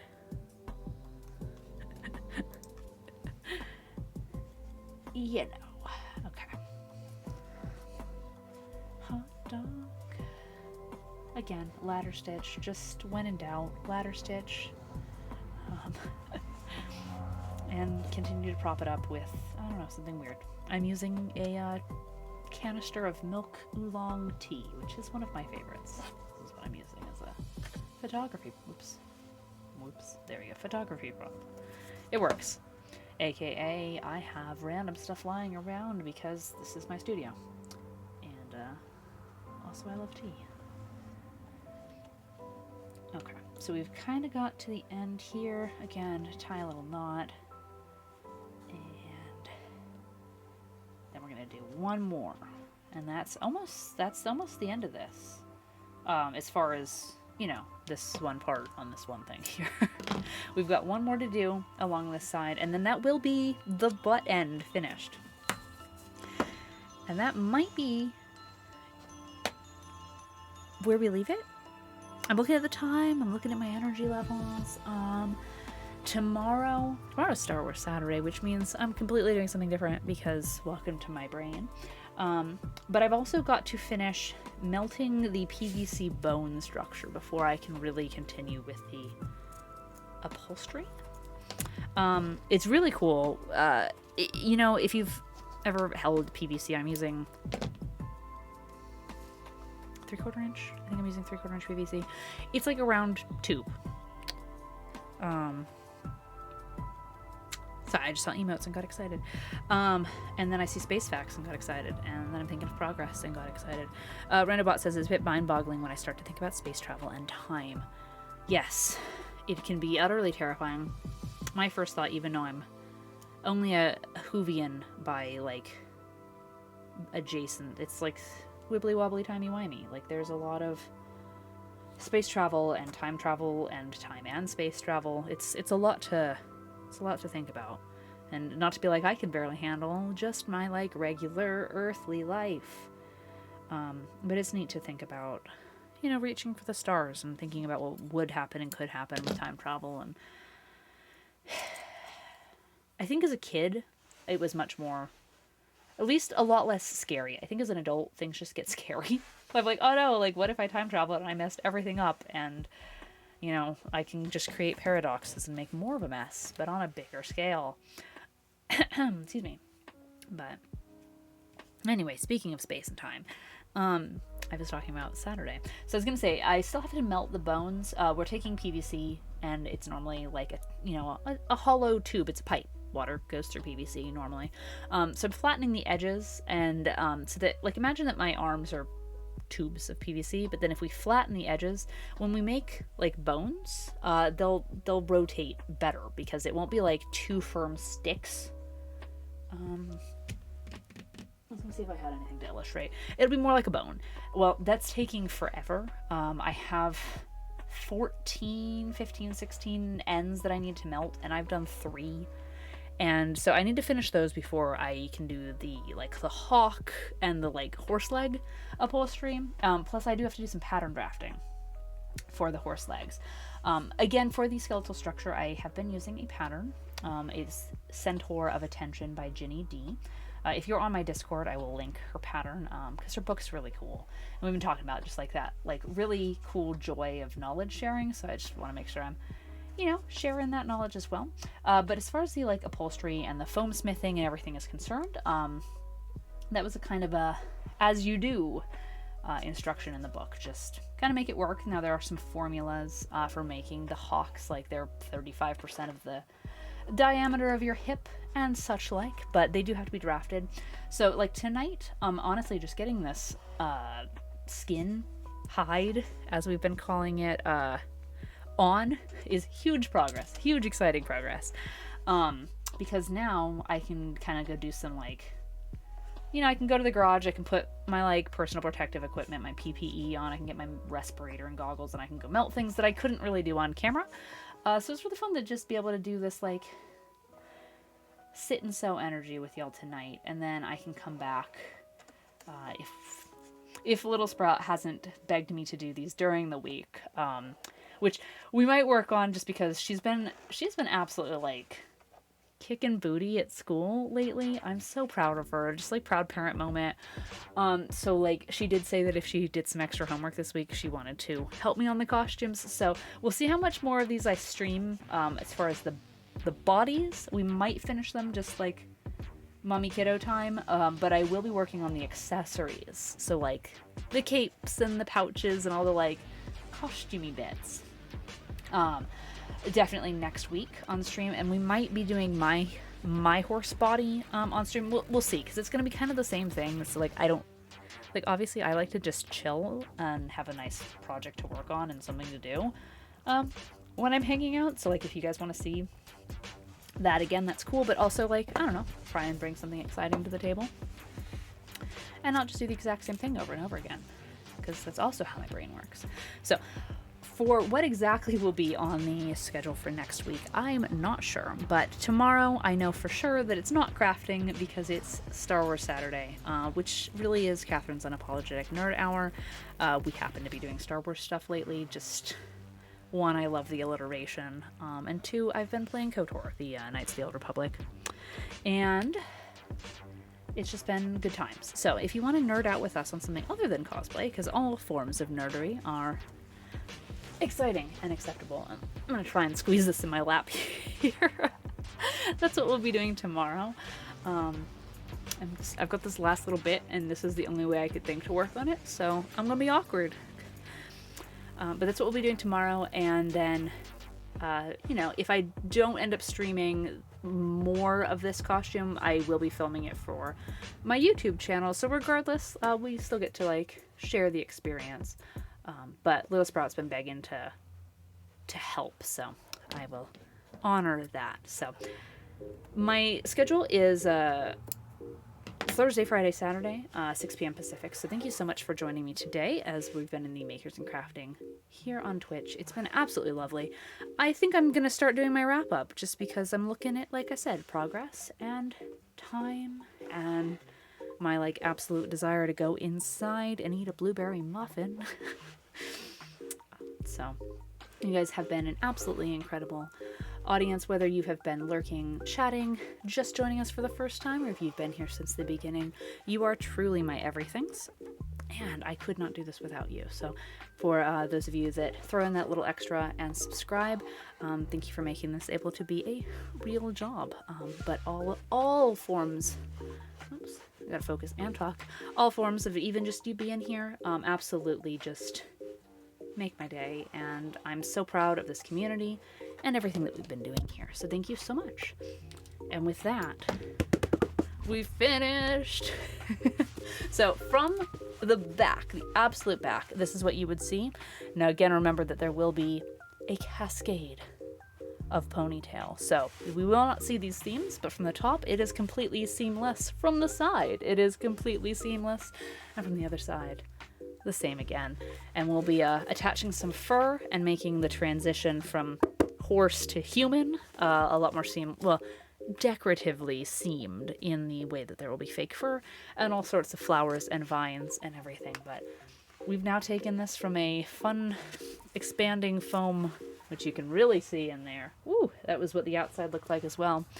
To the chicken wire, the foam, the batting, and now the actual hide. So this looks really cool. It actually feels really real now, which is always a fun part in the project, where you're like, progress because it was just a big foamy mess for a while there. And there was foam on everything, and now it's encapsulated, so there shouldn't be as much foam. So, you know, there's not much to be said about the thread snippets. That's just part of life. That's just who I am as a person, but at least the foam is under control. So thank you so much for joining me while we did this. This was an absolute pleasure. I've got another space fact actually to read. Randobot says it took us about 4.5 billion years to evolve, and in roughly 500 million years, the sun will probably kill us. So if it took us 10% longer to evolve, we may never have come to be. That makes me think how that has happened to other one-star galaxies.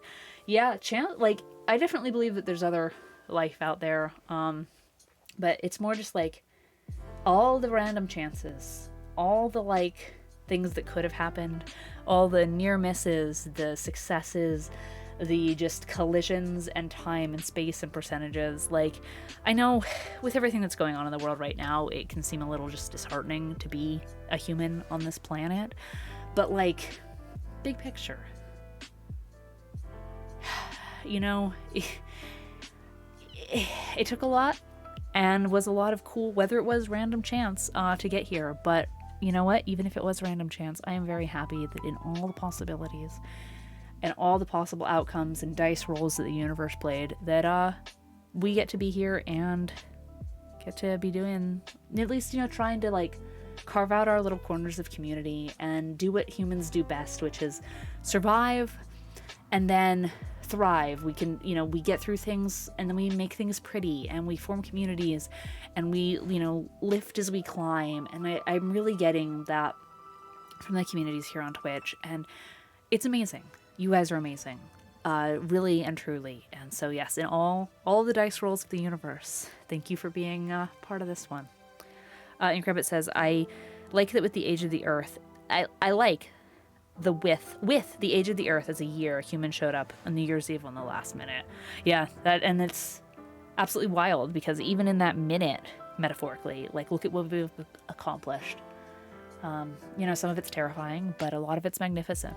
So we have done some crazy things.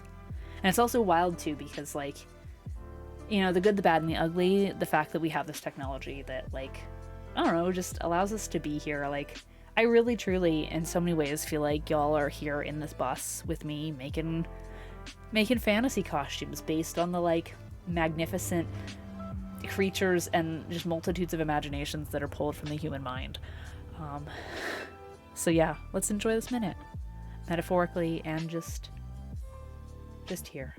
So, absolute cheers to you guys, and I'm gonna see if anybody is online to raid, just because we do love to share the love. You know, there's another crafter. Their name is Gishtastic. They are an embroidery artist. Those were words. And I've watched them a couple times. They make some really cool, they have a really, really funky style in the best way, like just really cool creatures, and it just feels really sketchy and organic, and I really like that kind of almost tattoo-y style. So we're gonna check them out. So as always, raiders, oops, do I know how to use my stuff? As always, if you are available and willing to join us on this raid, let's go send them some awesome energy and just spread the makers and crafting love. If you do have to raid and run, I totally get that. I release you to the universe. Have a wonderful evening. Stay warm, stay safe. We like to say here, because we are in a school bus, that the bus's doors are always open and you're welcome on board the bus anytime. So with that, let's go raid Gishtastic. Thank you so much for being here. I will see everyone who wants to join us tomorrow for Star Wars Saturday. And until then, have an absolutely wonderful night. You are my everythings, and I love you all. Have a good one.